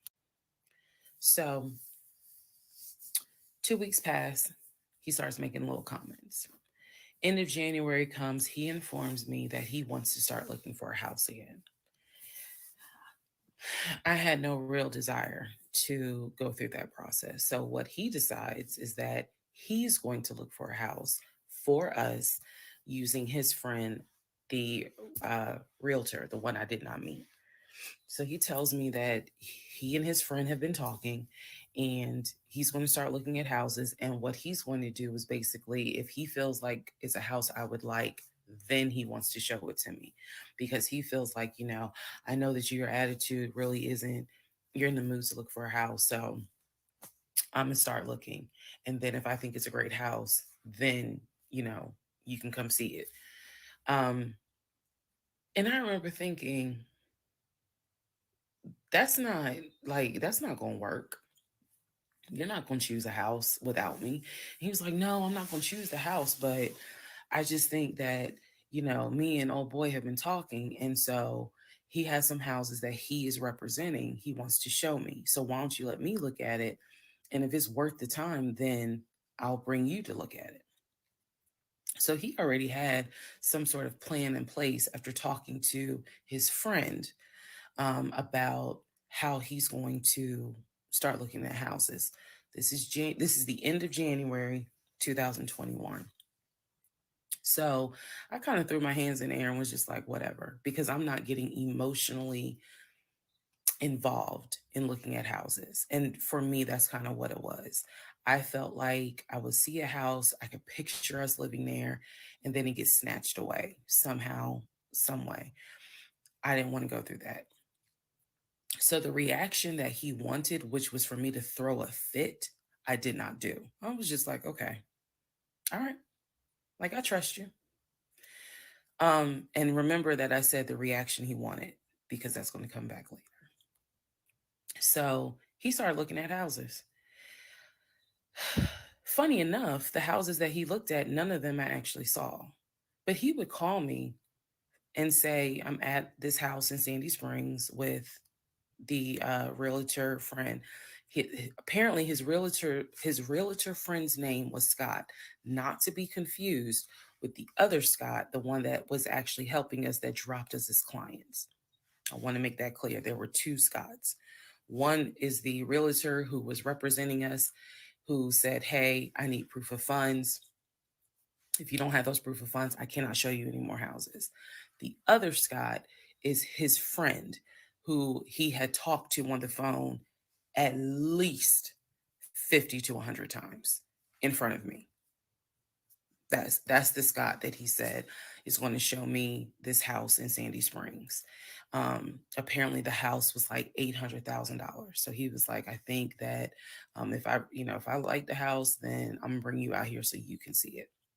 All right. Now let's go into part 18. Okay, part 18. Who the fuck did I marry? So he starts looking at houses in Sandy Springs, Alpharetta area with his friend Scott. Um, I did not see any of these houses. I did not go. I didn't want to go. Um, so what was starting to change is, remember I said before, he would leave the house every day at around 6:15. He would be home every day between 3:30 and 4 o'clock without fail. It was so, I shouldn't say it was annoying, but I could set my clock by the fact that I would hear that garage door open between 3:30 and 4 o'clock every day that he went to work. Even during lockdown, he still had to go to work. His job was only locked down for maybe a week. For me, I was allowed to work from home, but unfortunately, I did not handle it well. And so I would fall asleep and not check email. So my boss was like, yeah, you're going to have to come back to the office because you're not trustworthy. And I wasn't. I mean, I would watch Netflix and not even be on my computer. So I had to start going back to work every day, 5 days a week. Um, and I was Me and another lady were the only two in there because we were the only two who did not handle work from home properly. Anyway, that's another story. So Legion would he started to not come home by 4 o'clock. He started to come home 5, 5:30, 6, 6:30, sometimes 7 o'clock, because he was saying that he was looking at houses after work with his friend Scott. So it definitely was noticed that things are changing. Um, and I just, at this point, kind of emotionally and mentally, I was just like, I don't know what to do. This is the end of January. Remember, I told you in part 15, I got married January 5th. By January 31st, I kind of knew I was in trouble. And by the end of January, sure enough, I knew things were changing in a way that I was like, I hate to sound redundant, but what the fuck is going on? So he's still maintaining the story of looking for a house, looking for a house. I had already let him know my lease is up in August. When my lease is up in August, I am moving to Cobb County. Um, and then my attitude was kind of like, you can go with me or you can stay here. I don't care, but I'm moving. I'm leaving Clayton County.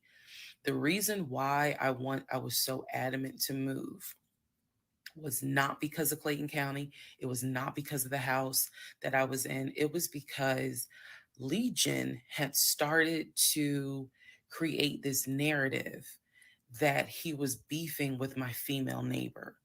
He was trying to get me to believe that my female neighbor to the left of me um, somehow was interested in him. And so she would make these little comments, and he would come in the house complaining about her and her music and the fact that she had, different men over to the house. It was driving me crazy. And all of this was kind of starting in January. So when I say that, it really seems like we got married January 5th, and then we had 2 weeks of peace, and then something just snapped. I literally mean something just snapped. So he's looking at houses. Now we're moving into February. February obviously is my birthday month. He did good. He did good to make Valentine. He went all out for Valentine's Day. He went all out for my birthday. My birthday and Valentine's Day are February 14th and February 15th. So um, he went all out on both days. Y'all ain't even gonna believe this story. But I said I would share even when it makes me look bad. So, the weekend after my birthday, and what I mean by that is if my birthday was on a Tuesday, we're talking about Saturday. The weekend after my birthday, he gave me money to go to the nail salon, go get a manicure and pedicure. So I leave the house. I take his car. His car was in the driveway. We had a key to each other's car because, again, we're married at this point. We're talking February 2021. So I take his car and I drive to the nail salon over in Morrow. I'm in the chair getting a pedicure and I get a text message from my husband saying, someone was just at the house looking for you. And I'm like, who was looking for me? Well, who was it? And he said, I don't know. I think it was this is through text. I don't know. I think it was some dude you used to mess with. Okay. Um, I was like, what are you talking about? He was like, I'm telling you, some guy just came to the house looking for you. I told him you were not here. So at this point, y'all, I'm in the chair at the salon. I'm freaking out because I'm like, who the fuck has the audacity to come to my home unannounced, uninvited, talking about they're looking for me? Especially because before I met my husband, I was working the last shift at Amazon as a part-time job. So I had not dealt with, dated anything with anyone for about a year before I met him in March of 2020. So I really was like, who the hell is this coming to my house? So I finish the pedicure, I head home. Once I get home, I'm like, what are you talking about? What happened? And so I'm frazzled in a way. And he's calm. He was like, yeah, it was a black Dodge Charger. They pulled into the driveway, they backed in. They backed in as if they had been here before. So clearly this was someone who's been to your house. He got out the car. He said, I opened the door and I went out there and I said, is there something I can help you with? And he said, the guy said, I'm looking for, and gave him my name. And he said, I'm sorry, she's not here. And he said, he was like, oh, okay. All right then. And just got in the car and drove off. And I was like, Hold on. Some nigga pulled up to your house looking for your wife and you ain't clarify who this nigga is? Sure. You ain't clarify who this nigga is looking for your wife? Then backed up in your damn driveway. Boy, you've been living in this house since March of 2020. We are in February of 2021. Who is backing up into your driveway?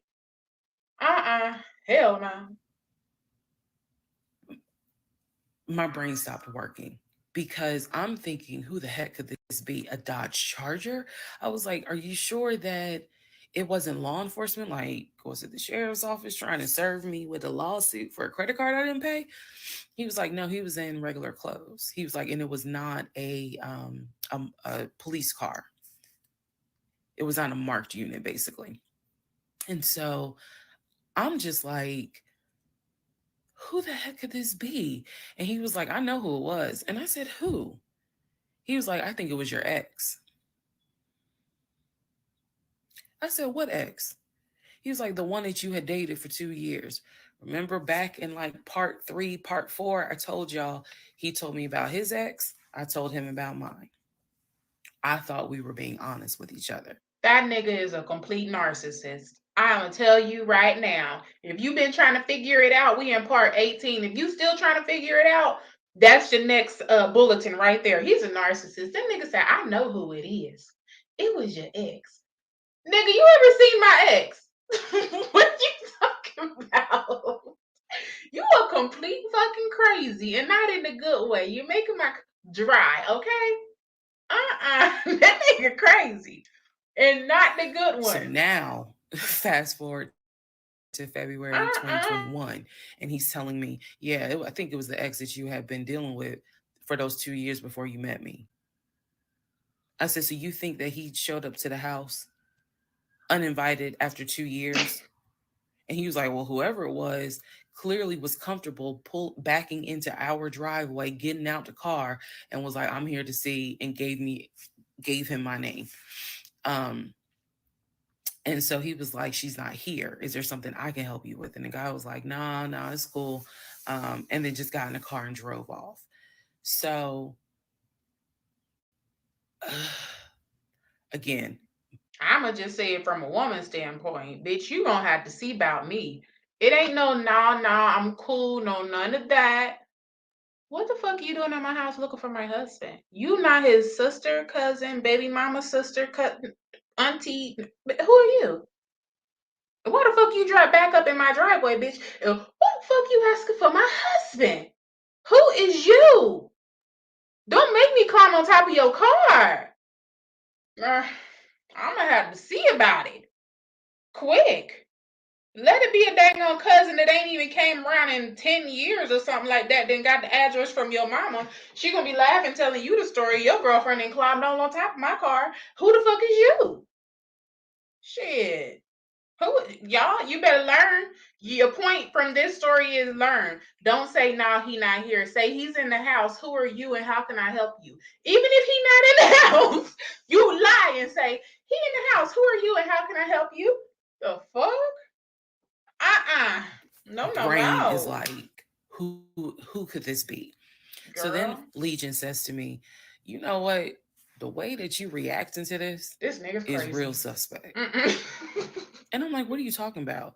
He was like, you over here freaking out. I told you I took care of it. I told you it was fine. And you over here freaking out, which makes me wonder what have you been up to? Now, let's go to part 19.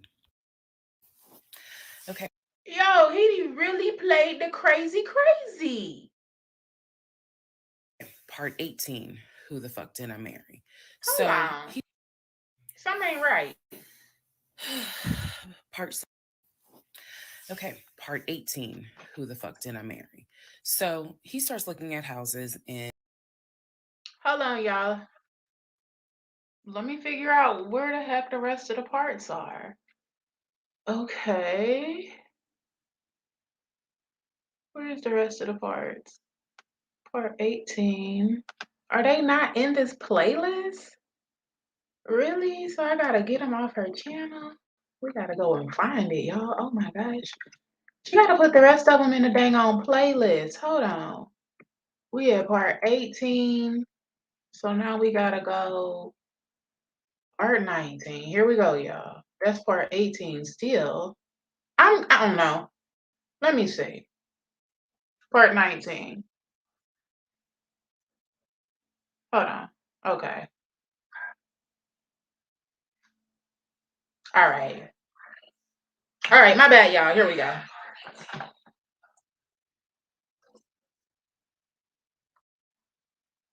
My bad. Here we go. told you it was fine. I took care of it. He was like, I ain't even worried about it. He was like, obviously, that nigga didn't know that you now married, that you've moved on. And so now he knows it.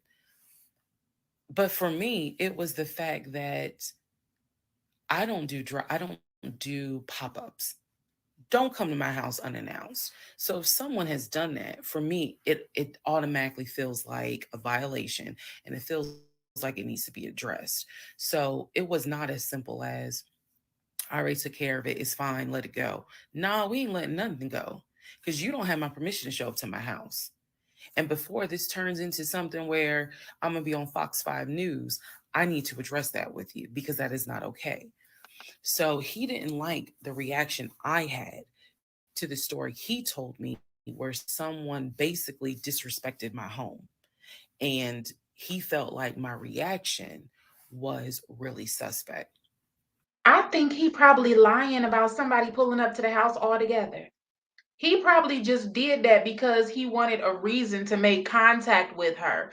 Remember, she left to go to the nail salon, and she said when she was at work, he started calling her every single day. So I think he just dang on just made that up. Girl, why somebody just pull up in the driveway? Ain't nobody pulled up at all. This dude, oh my. Y'all, this is a dangerous situation. So, um, what I'm gonna get into the little details that he did not know about. So he tells me again, it was a black Charger, a black Dodge Charger. They backed into the driveway. A gentleman got out of the car and he asked for me by name, and Legion said she's not here. So um, I asked him, what does the guy look like? And he said, he was like, why does it matter? I said, what the fuck does he look like? So Legion proceeds to give me the most generic description you can give. He was like, well, he was shorter than me. Ex-husband is about 6'3", 6'4". He was shorter than me. He was brown skinned. I said, did he have a hat on his head? Mind you, I understand that before marriage, I was a damn fool. I understand that. But every woman has that moment where you only gonna fool her but for so long. And eventually puzzles start coming together. For me, I felt like moving into marriage, certain things started coming together. So I said to him, did he have a hat on his head? He was like, nah, he ain't wear a hat. So in my mind, I am mentally going down a list of every possible man it could be. Um, And it was only like 4 men. I had been in that house about 3 or 4 years at this point. So I knew all of the people, and I'm talking about from maintenance down to ex boyfriends. It was a total of like 4 men. So when he said that it was a black charger, I immediately was like, okay, I know that crosses out one. He said he was shorter than him. All of them were shorter than him. I said, did he have a hat on his head? He said, no, that crossed out one because one in particular was a maintenance guy who always wore a hat on his head because he had like a bruise or something and he was just self conscious about it. So he always wore a hat. That leaves two. So I said, was he muscular or was he skinny? So Legion's getting all frustrated. I said, just answer the question. He was like, well, he was kind of in between. And I said, okay. Um, he was in between. I said, so was he light skin or was he dark skin? He was like, I told you he was brown skin. I said, was he my complexion? He said, no, he was brown skin. That eliminates one. So now there's one left. And yes, the one left would have been the ex that I had dated for 2 years. And so he was like, I know it was your ex. I know it was your ex. And I was like, that don't make no sense because the ex that in my mind, I'm saying this, the ex that I had dated, he and I had no contact with each other. And he was not the type to just pop up at your house. That ain't his style. Not to mention, and I ain't tell Legion this, that man would not be caught dead driving a Dodge Charger. He hated Chargers because he drove it as a patrol car. So I didn't say anything. I just was like, that's weird. So what Legion didn't know is that at the time I had a security system. So I had a security system where anytime the front door, the garage door, or the back door was open, basically any entry point, anytime it was open or closed, it would send me a text message notification. So when he's telling me all this, I'm looking at my phone and I see a notification where the front door was opened and it was shut all within the same minute. So, for example, if it says front door open at 1 p.m., front door closed at 1 p.m. So, whatever he did was within those 60 seconds. He's telling me the story of the guy got out the car. He opened the door. He went out there. Can I help you? And the guy said, I'm looking for, and Legion said, no, she's not here. And so he said the guy kind of was like, okay. And he was like, all right, thank you. And got in the car and drove off. Legion has also told me that he watched him drive out of the neighborhood, which means because of the way the house was set up, the townhouse, he would have still been outside watching this. I could be wrong. But something in me was like, that would take more than 60 seconds. So for the door to have been open and shut within the same 60 seconds, I was like, mm, mm. Okay. So also what he didn't know, we didn't have a Ring door camera, but my neighbor did. And her Ring door camera caught my driveway. The view of the camera could see my driveway as well as her driveway, and so whoever was coming in the door, our driveways were right next to each other, and then on the other side of it was the grass. So it was a perfect view of my driveway. So I text her and I said, hey, were you home? I think I texted her the next day because I said, were you home on Saturday? Da, da, da, da. And she said, no, I wasn't. What's up? Everything good? And I said, can you look at your security system and see if there was a car that came to my house um, at such and such time? And I know I did not tell her the reason I was asking, but I was like, is there any way that your security camera caught if someone came to my house at this time on Saturday? She's like, yeah, sure, I'll look. And so maybe about a couple of hours later, she texted me back and said, hey, I looked at the camera, but I didn't see anything. And I said, okay, by any chance, did it catch if someone maybe walked up the driveway. Like maybe it wasn't a car in the driveway, but someone walked up. She said, I didn't see anything with your driveway yesterday. So I said, okay. And I knew that something in me again was like, nobody came to the house. So now here we are. He was completely, I told y'all, that nigga, I see, I picked up because I'm crazy too. Shh, don't tell nobody. Don't tell nobody. My little crazy kicked in and said, girl, you know exactly what that nigga did. He just sent that little crazy text message to see where she was and to really get her attention. So she couldn't say, oh, nothing, baby, just got in the chair and just end the conversation. She's going to continuously text him back so he can continuously text her back. That nigga crazy. Dude, crazy. What the hell made you say, like, why he come up with such a crazy detailed story? Oh my gosh. A month and a half married. And now is when I'm like, why the fuck did he make that up? Because no one came to the house. No black charger came to the house, pulled backed into the driveway. Nobody got out the car and asked for me. Nobody was looking for me. So now I was sitting in the bedroom thinking through all this, and I'm like, why the fuck did he make that up? Because that's what happened. I'm looking at the text messages on my phone where he's telling me someone just came to the house looking for you, but no one came. So what was the purpose of that? And then something said to me, something in me said, he wanted to see your reaction. He just wanted to see the reaction. You had been too calm, and so he wanted to see a reaction. So this man gaslit me like I was Georgia Natural Gas just to get a reaction.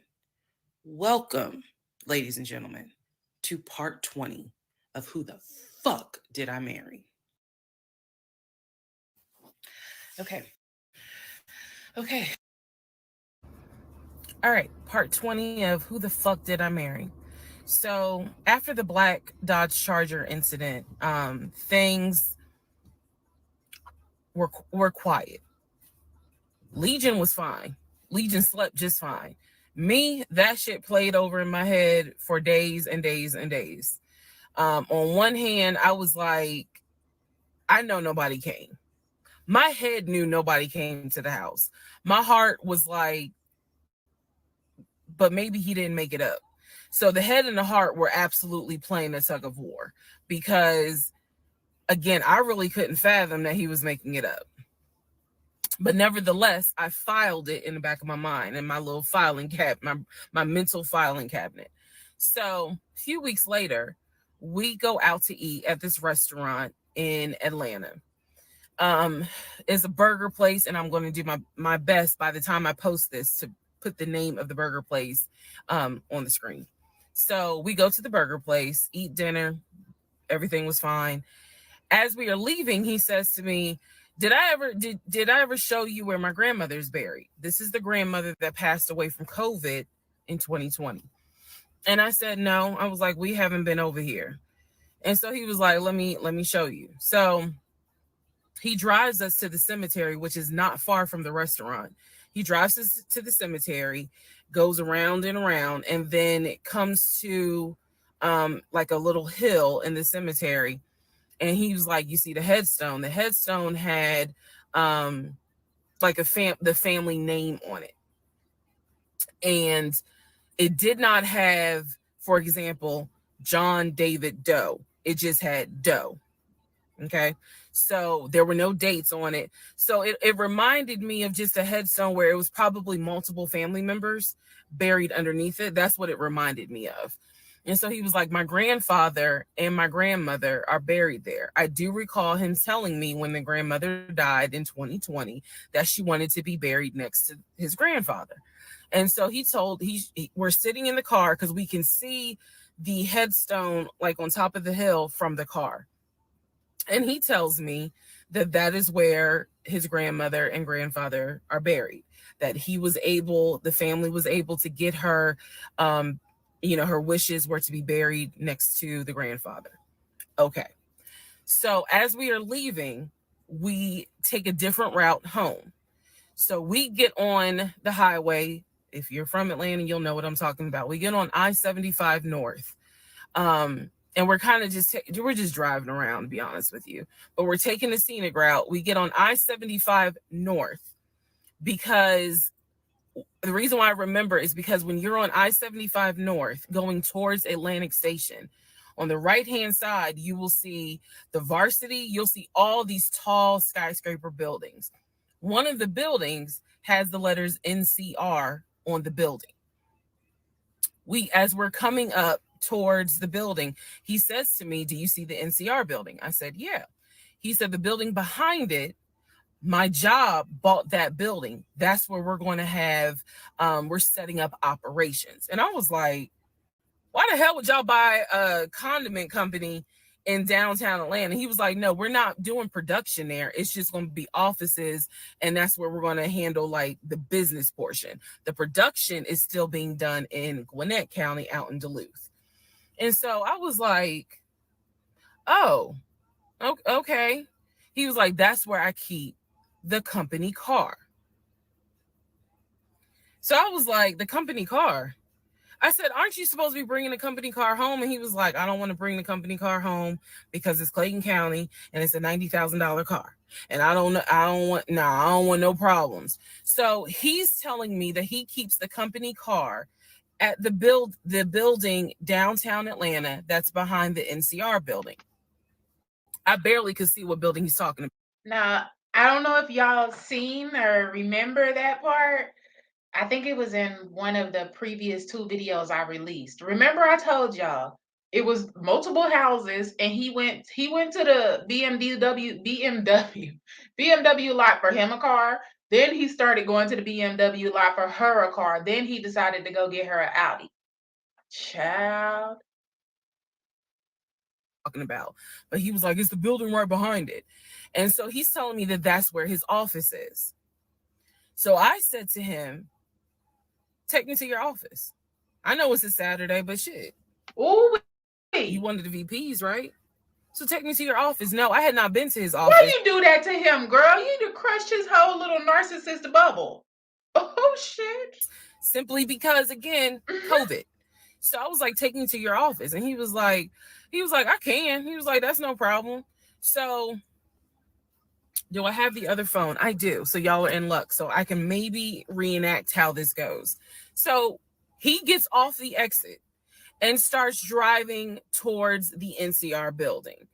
While he's driving towards the NCR building, he always has kept his phone in his left pocket. This is my left hand. So he pulls his phone out and he starts calling. He tells me he's calling Willie. Willie is supposed to be the head of security. So he's saying, "Let me call Willie real quick to make sure that the building's open." So he proceeds. This is another phone, but he proceeds to go ahead and call Willie. We're still driving, by the way. We're still driving. I'm on the phone, scrolling through Facebook, trying to figure out some random shit. But he's driving with the phone up to it. So driving with the phone. Next thing I hear, "Hey Willie, it's Legion. Hey, how's it going?" "I'm good." "Hey, is the building open?" "No, I just want to take my wife up there so she can see it and see my office." "Are you up there right now?" "You're not?" "Okay, is Mr. Justin working?" "Okay. So is there anybody up there that can physically open the building? Because I don't think my badge is going to get me at least in the front door because of it's on the weekend lock." "Okay. Okay. All right. Let me know." "All right. Thank you, Willie. Bye." Y'all, that's a dangerous situation. Y'all do understand that he's done these fake, crazy phone calls since March, right? Like, the girl met him on the first date, March the 7th. They went on quarantine 2 weeks after that, and she let him come live with her.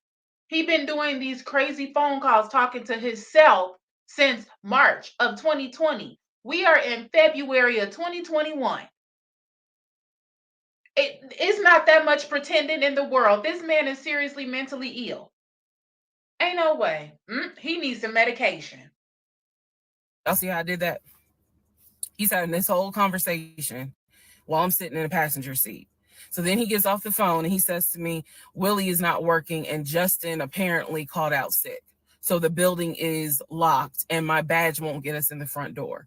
He was like, Willie's going to see if there's someone else that can open the front door so we can actually get in. He's like, my badge will get us on the floor, but it will not get us in the front door.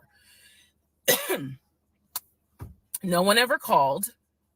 So when he's getting off the highway, he basically turns onto Spring Street. Again, there's all kinds of shit I distinctly remember. He turns onto Spring Street so that he can then get on 75 South so we can go home. Never saw the office that day. But again, this is where he's saying that he keeps the company car. So when we get to part 21, I'll kind of go into detail about the whole company car a little bit more. Dang, he didn't even take her in the garage to see the car. You gotta need a pass to get it. Child, this guy, His swipe card definitely should get him in the garage. For sure, even if it's after hours. The lies. The lies. All right, y'all, we going into 21. Part 21, who the fuck did I marry? So I don't know the yet, company girl. car apparently was a charcoal gray BMW. I believe it was a 5 series. It was a 5 series. I don't know much about the sedans. Y'all know I wanted the X5 dark blue with the cognac interior. He got the BMW 5 series charcoal gray. He sent me a picture of the car. So I did see a picture of the car. After this whole NCR building, take me to your office, that is what he's claiming, is that he leaves the company car at that location. He's saying that he drives from Riverdale to Midtown, switches out cars, and then drives from Midtown to Duluth. Those that don't know how Metro Atlanta is, basically Midtown would be in between where we live and Duluth. So he was saying, he told her that he drove 30 minutes every day to go back to that garage just to drop the car off. And then he turned around and drove to Duluth. Child, this man. God, jeez, that was a long commute just to drop a car off. And boy, boy. I only know that he left the house every day at 6:15. I know that I never physically saw the company car come to our home. Saw a pictures, plural. So when he told me that he got a BMW 5 Series, keep in mind this is after I had been promised a dark blue X5. So I was a bit salty. I don't care if it is a company car. I was a bit salty. I will admit that. Because I felt like you get to drive the car that you know I really want, which is a BMW. And so he would call me from the car. He would tell me, yeah, I may just drive home in this car and not switch back to his personal car. He was like, I don't know. He did that a lot. And I realize now in 2024, he did that because he knew how excited I was to actually see the car. Because shit, I wanted to test drive it myself, to be honest with you. And he knew that. So reactions. So he would say stuff like that, like, man, I'm so tired. I might just drive the company car, go ahead and go home. And then, just let me park it in a garage type thing. So eventually he stopped doing that because I didn't want to hear nothing about that car. I'm driving a Nissan and you driving a BMW after you promised me a BMW. So I don't really want to hear nothing about it. So So you telling me it was a garage the whole time he could have parked the car in? He talking about he don't want to park the car there in that neighborhood because he don't want no problems. But it was a whole locked garage to put the car in the entire time, and y'all got a security system. So in terms of the company car, I did see that it was a, according to the pictures, a charcoal gray BMW 5 Series. If you're asking me the exact model, I don't know, but I know it was a 5 Series because I know the 7 Series is slightly longer, so it was a 5 Series sedan. Um, so after the whole situation with the cemetery to see his grandmother and grandfather's headstone, then there was the NCR. The office is open. Oh, it's not open. Justin ain't working. Willie ain't working. Willie is supposed to be head of security, but he ain't working. Okay. So at this point, I'm already numb. It is important for me to point out how numb I became dealing with him. Mind numbing, because I just got to a point where it was like, there's always something. There's always something. So of course we're not going to go to the office because there's going to be something. Um, so this is the end of February. My birthday had already passed. There clearly was tension on my end, not so much tension on his end. So I get home a couple of weeks later. We are now in the beginning of March. This is something personal about me. The only way you would know this is if you know me. I have been dying to go to London and Paris. I had a layover in London when I did a study abroad, but it's not the same. I want to go to London and be a whole tourist. I don't care. I don't care. I don't care. I want to see Buckingham Palace. I want to see the Tower of London. I want to see Paris. I want to see the Palace of Versailles. This is something, if you know me, you know she wants to see Paris. She wants to see London. So I get home from work. This is the beginning of March. I get home from work, and on the counter is a folder with like a little bow on it. And I'm like, oh, what is this? Is this like mail? Like, was this something that you got at work? He's like, nah, it's a surprise for you. I open up the folder. Inside the folder is like a trip itinerary. It is not an actual booked trip. It's like an itinerary. Um, a trip for two to go from Atlanta to London. The trip should have happened, and it was the the month on there was like July, so it was a summer trip. So he tells me, I'm gonna take you to London. He was like, I wanted to take you for your birthday, but certain things fell through. He was like, so this summer in July, we're going to go to London. He was like, I've already made a reservation for us to stay at the Savoy. Again, there are certain things that my brain just was like, remember that, remember that.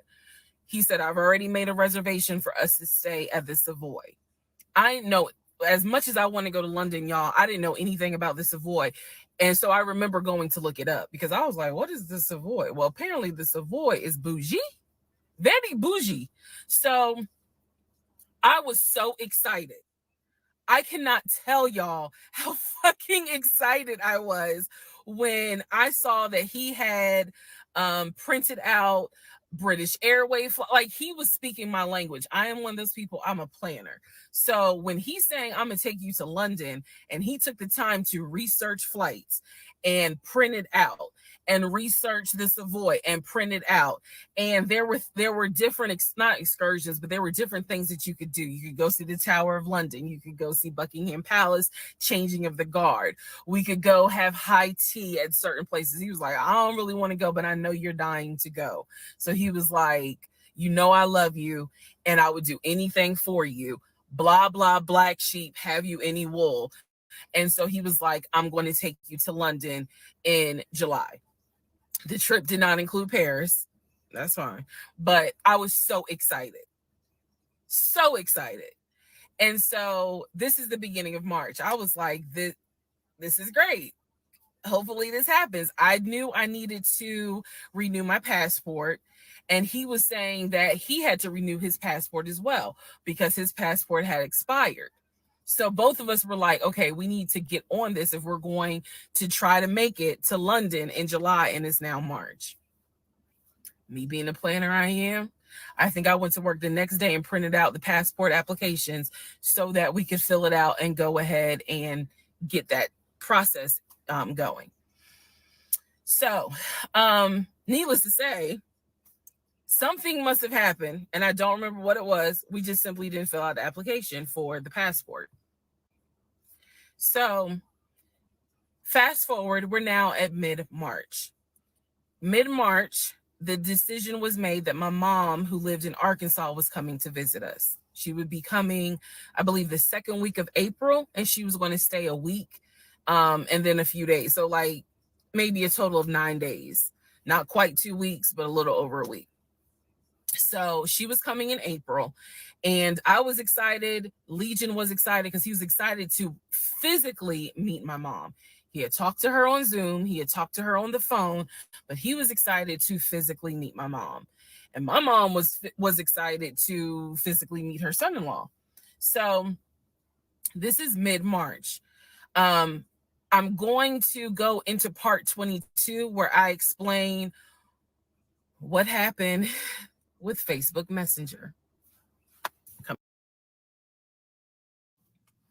Part 22, who the fuck did I marry?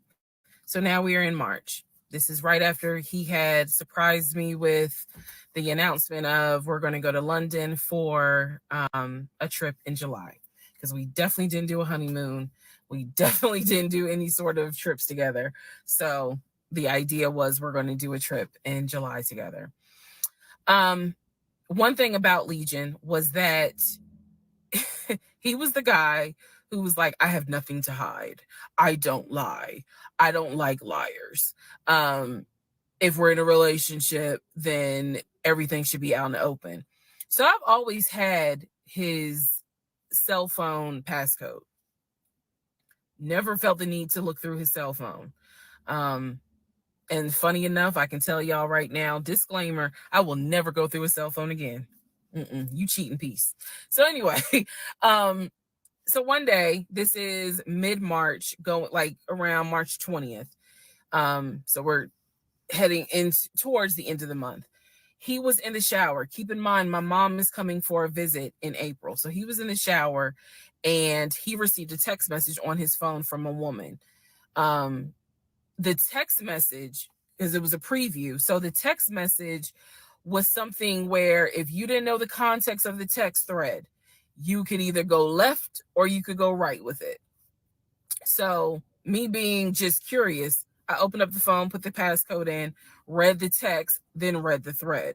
Come to find out, it was a text from his aunt. His aunt and his ex share the same name. That's why I say it could go left or it could go right. Text was from the aunt. So I looked at the text, went through the thread, nothing in there. So I went ahead, X'd out of the messages. I see that he has Facebook Messenger downloaded. And obviously it shows you the number of unread messages in the icon. So it showed that he had like 5 unread messages. So I clicked on it, just being nosy. And what do my wondering astigmatism eyes see?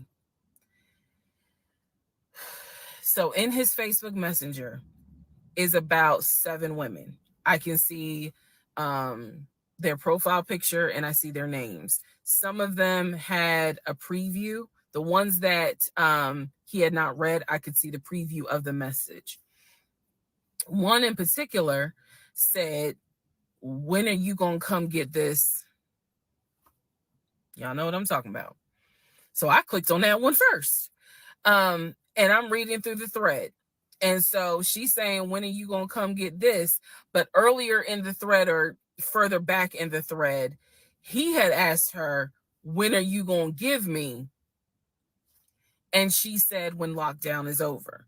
So from what I could piece together, he had not yet physically gotten with her. But had there been no COVID, oh, he would have smashed all day, every day. The other messages were innuendos, meaning the other messages from the other women were innuendos. They were not as graphic as the one between him and her. So I'm reading these messages, and what is interesting is that the person I am married to is not the person in these messages. Like, this man was on some nasty shit. And I say nasty not in a judgmental way, but in a, with me, he seemed to act as if I was damn near virginal white. And I clearly see evidence that you into some shit that with me, you acting like, nah, I ain't really into that. So I confronted him. I absolutely confronted him and was like, what the fuck is this? If 2 + 2 is 4 and 5 + 5 is 10, what the fuck is this? And so he did not, oh, that ain't what happened, blah, blah, blah. Instead, what he hit me with is, man, I was just playing around. Like, ain't nothing happened. I shouldn't have said all that, but I was just flirting. It ain't mean nothing. I don't even know that girl. I was just flirting. And so I'm like, is this what you into? And so he was like, no, it's not what I'm into. It was just stupid. It was stupid because I shouldn't have done it. So I'm going to be honest with y'all, because I've been honest all this time. What pissed me off the most was that here I am as a woman behaving, trying to do the right thing by him and this marriage. And you mean to tell me you out here offering your dingaling to random chicks that you don't even know? I was more angry at the fact that I'm like, dude, do you know how much I have turned down in order to be faithful to your dumb ass? And I'm seeing that you basically are out here acting like you got Skittles taste the rainbow. I was hurt. I was angry. I thought about getting my lick back. I'm just being honest. I did. And he played it off like it ain't nothing serious. It ain't nothing serious. Don't overreact. Don't get emotional. It was just dumb. He was like, I will delete the messages. I'll even delete Messenger. And I told him, I was like, that's really not good enough, because that's not going to fix the root of the issue. So this is where I introduced that we need to do marriage counseling. He didn't have any issue doing marriage counseling. We did not do premarital counseling, but he was like, that's fine. He was like, I don't have no problem doing marriage counseling because if anything, it can help us. So I thought that, okay, he may not have physically cheated from what I could see on the messenger. He may not have physically cheated, but he damn sure got caught, doing a little something, because they had exchanged pictures. So y'all know what pictures he sent. And I was disappointed because I don't like men that send those type of pictures. But anyway, that's another issue. So we agreed that we would start marriage counseling. We also agreed that we would put on a united front when my mom got there. In other words, we were not going to argue. We, let's just act like everything is fine. But at that point, when my mother arrived in April, I could not stand him. I did not want to be, but we couldn't, he moved back into our bedroom because he had moved into the guest bedroom when I saw the messages. Like 3 days before she came, he moved back into the bedroom because obviously she needed to sleep somewhere. So I really could not stand him. And it was because I was busy second guessing myself, like, damn, what's wrong with me? Like, if that's what you into and I'm supposed to be your wife, like, let's have conversations. Like, shit, I went to FAMU. I understand some stuff, buddy. So it just was one of those things where it made me second guess, like, what's wrong with me? What did I do wrong? What is it that she got that I don't? Because you all out here willy-nilly, messaging her all hours of the night, because the thread went back quite a few weeks. I saw it in March. There were messages from December, November. So again, I'm just second guessing all kinds of stuff, self-esteem taking a hit. So no, I did not want to be around him. I did not want um I didn't like him.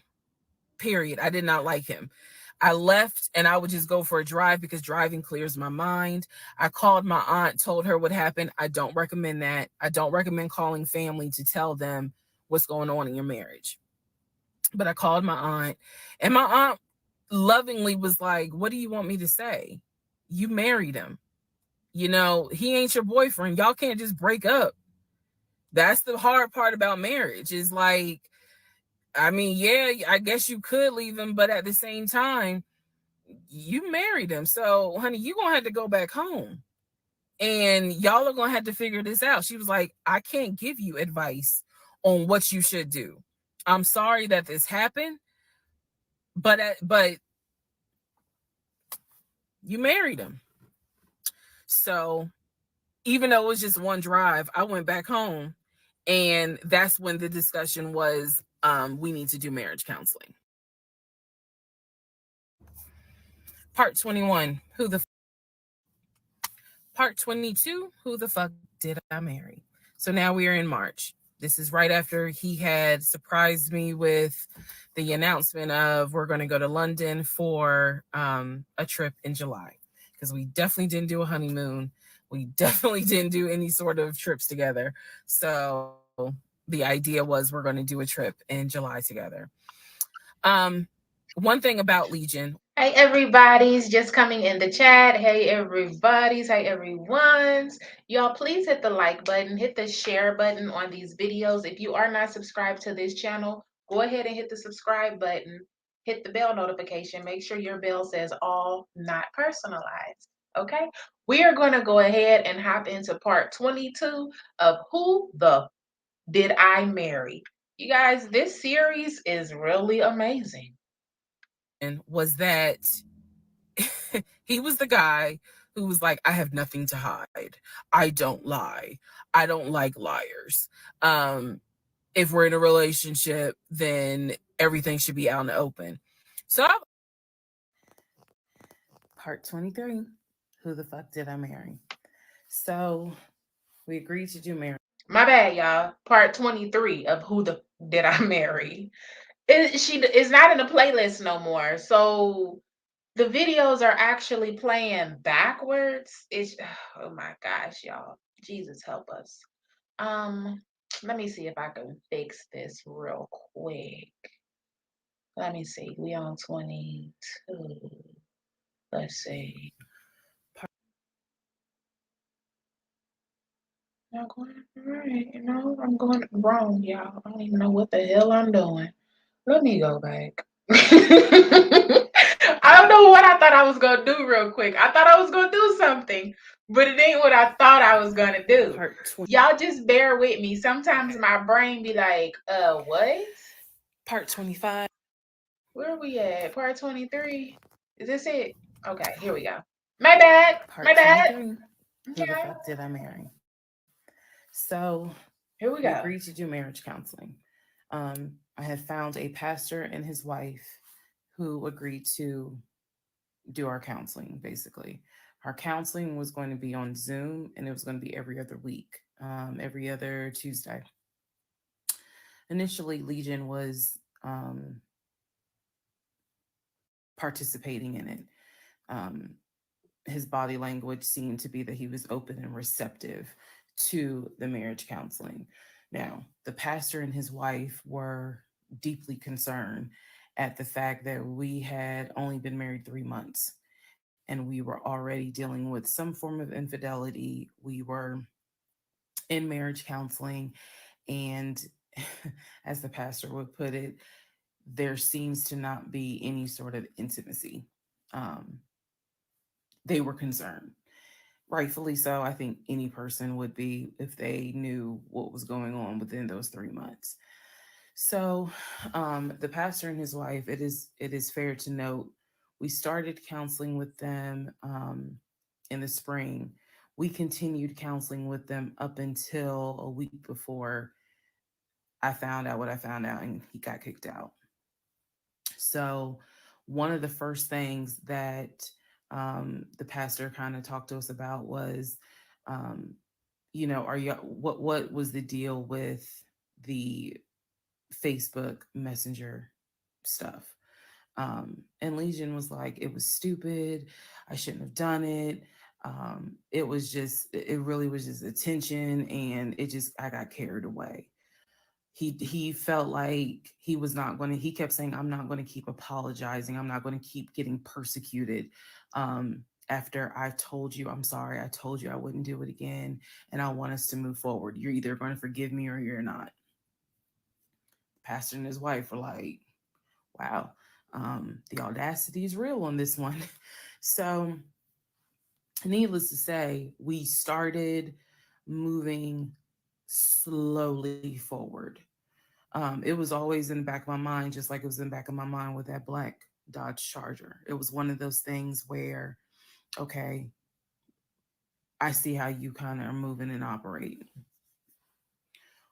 He came to me a few days after we started our first counseling session, and he was like, we should get a joint bank account.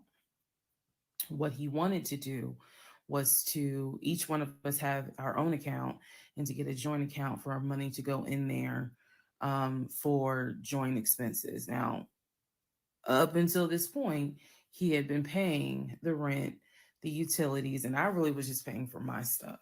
So now he's suggesting, look, we're married now, let's go ahead and get a joint account. I wasn't necessarily against it because I knew that I would still have my own account. I would still have my own savings. So what I countered with was, okay, let's take a look and see what we're working with. Show me your checking. Let's look at each other's accounts. Look at what we have currently. He was cool with that. So he shows me his checking account. His checking account available balance was about, it was just over 9,600. Mine's was just over 1,500. So there was a huge disparity in the amounts. And so he logged in on the phone and turned it towards me, and I could see available checking, available balance just over 9,600. I logged into my savings. I showed him how much I had in savings. He logged into, picked up his phone, logged into his Chase savings, turned the phone towards me. In the Chase savings, it was roughly about 15,000. But I also knew that he told me he had a US bank savings and he had an offshore savings. So at this point in time, I asked him, show me the US bank savings, show me the other two accounts. He would not do it. This became a huge bone of contention. He would not show me the two accounts that he claims has. Oh, well, bitch, you ain't got to worry about getting no joint account with me, motherfucker. You can do a damn joint account with that motherfucking personality that you be talking to on the phone, nigga. Fuck you talking about? I already felt like fuck you. I ain't doing a joint account with you for shit anyway. But since you don't want to show me that offshore accounts, the offshore accounts you have, motherfucker, fuck you. Okay? The fuck? Do a joint account with your other personalities. You could put 6 motherfuckers on there. Fuck is you talking about, girl? Please. Mm-mm. He played you just like he did the damn realtor people. No, no, and no means no. What? The nigga said no means no, y'all. He stopped even doing the oochie coochie with her as soon as they got married. The mental mind games that he was playing with her are out of control. Out of control. Has the most money in there, the accounts that he claims has money for a house in there, because he still was mentioning, hey, we need to get on this house thing if we're gonna move when the lease is up. So I'm just adamant on, why don't you want to show me your savings account? You showed me the Chase one, like what is the big deal? And so he kept saying, he was like, there's a lot of money in there. And he was like, and my uncle always taught me, this is not the uncle that died, another uncle. My uncle always told me, just keep your money tight because women can be, I said, women, like, we're married. So go ahead and show it to me. He would not show it to me. So then we went back into marriage counseling, like the next session, and I bring it up. I said, he will not show me these two accounts that he claims has the money in there to buy a house. I told our pastor and his wife, I said, I saw the pre approval letter, so I don't understand why he's not going to show me to just put me at ease that he has the money in there. I had never questioned it before because, again, you tell me who in their right mind signs their name to a legally binding offer, an all cash offer on a house, and they just do it willy nilly. I don't know anyone that does that. So I actually never questioned what was in the savings because I clearly And he did it multiple times, y'all. That's what I said. I know it's got to be some stuff that he could be charged with legally. He did this multiple times. saw him sign his name to a $699,000 all cash offer on a house. If you don't know what I'm talking about, please go back to the parts in this playlist where I talk about what he did when we were looking for a house. So the pastor and his wife were like, Legion, that's not his name, y'all, that's a nickname. Legion, why would you not show your wife your savings account? Like what's going on here? And so he made up some bullshit. And I remember the pastor's wife was like, something ain't right. And so at this point, Legion kind of shuts down. He's just like, look, y'all are not gonna tell me when and where I open up my accounts to show anybody the money I earned. I earned that money. I earned that money by playing football, blood, sweat, and tears. He went to this whole Denzel Washington monologue about how he earned that money, and no one, no woman, no one is going to come in and tell him that he needs to open up the account. So then he starts talking about the ex-wife and how she tried to get money from him in the divorce back when they were in California. So now the pastor and his wife, their red flags are just like, whoa. So much so that the pastor's wife said, and I will never forget this, she said, I don't think you all are going to make it to January. What she was talking about is, I don't think y'all are going to make it a year. And I really, truly was like, we're going to make it. Like, of course we're going to make it. And she was just like, I don't have a good feeling about it.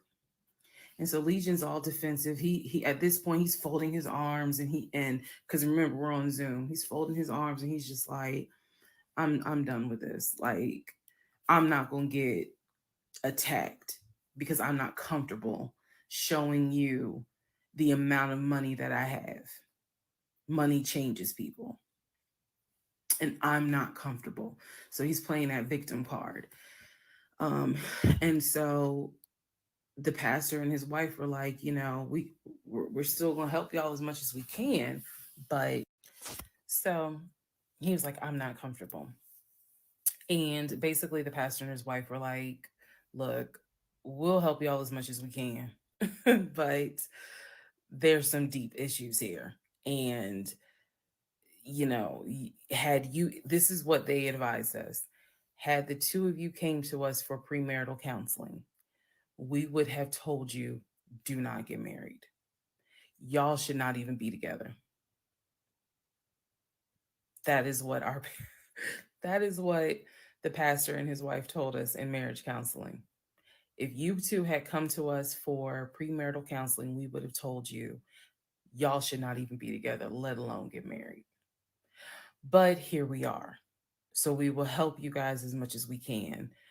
But the pastor's wife was like, I don't have a good feeling that y'all are going to make it a year.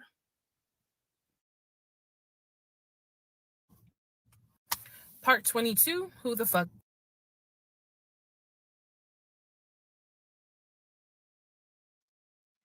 Alrighty, love bugs, child. We made it from part 10 all the way to part 23, I think. We're going to wrap it up, y'all. We've been here for a long time, 2 hours and 43 minutes. Y'all hit that like button on the way out. Thank y'all for joining me for this live. We are definitely going to finish this series up. Let me not say that. Let me not lie to y'all at all. We are definitely going to try to finish this series up today, y'all. I am going to get some food together for my family real quick, get everybody settled, get everybody in their little routine.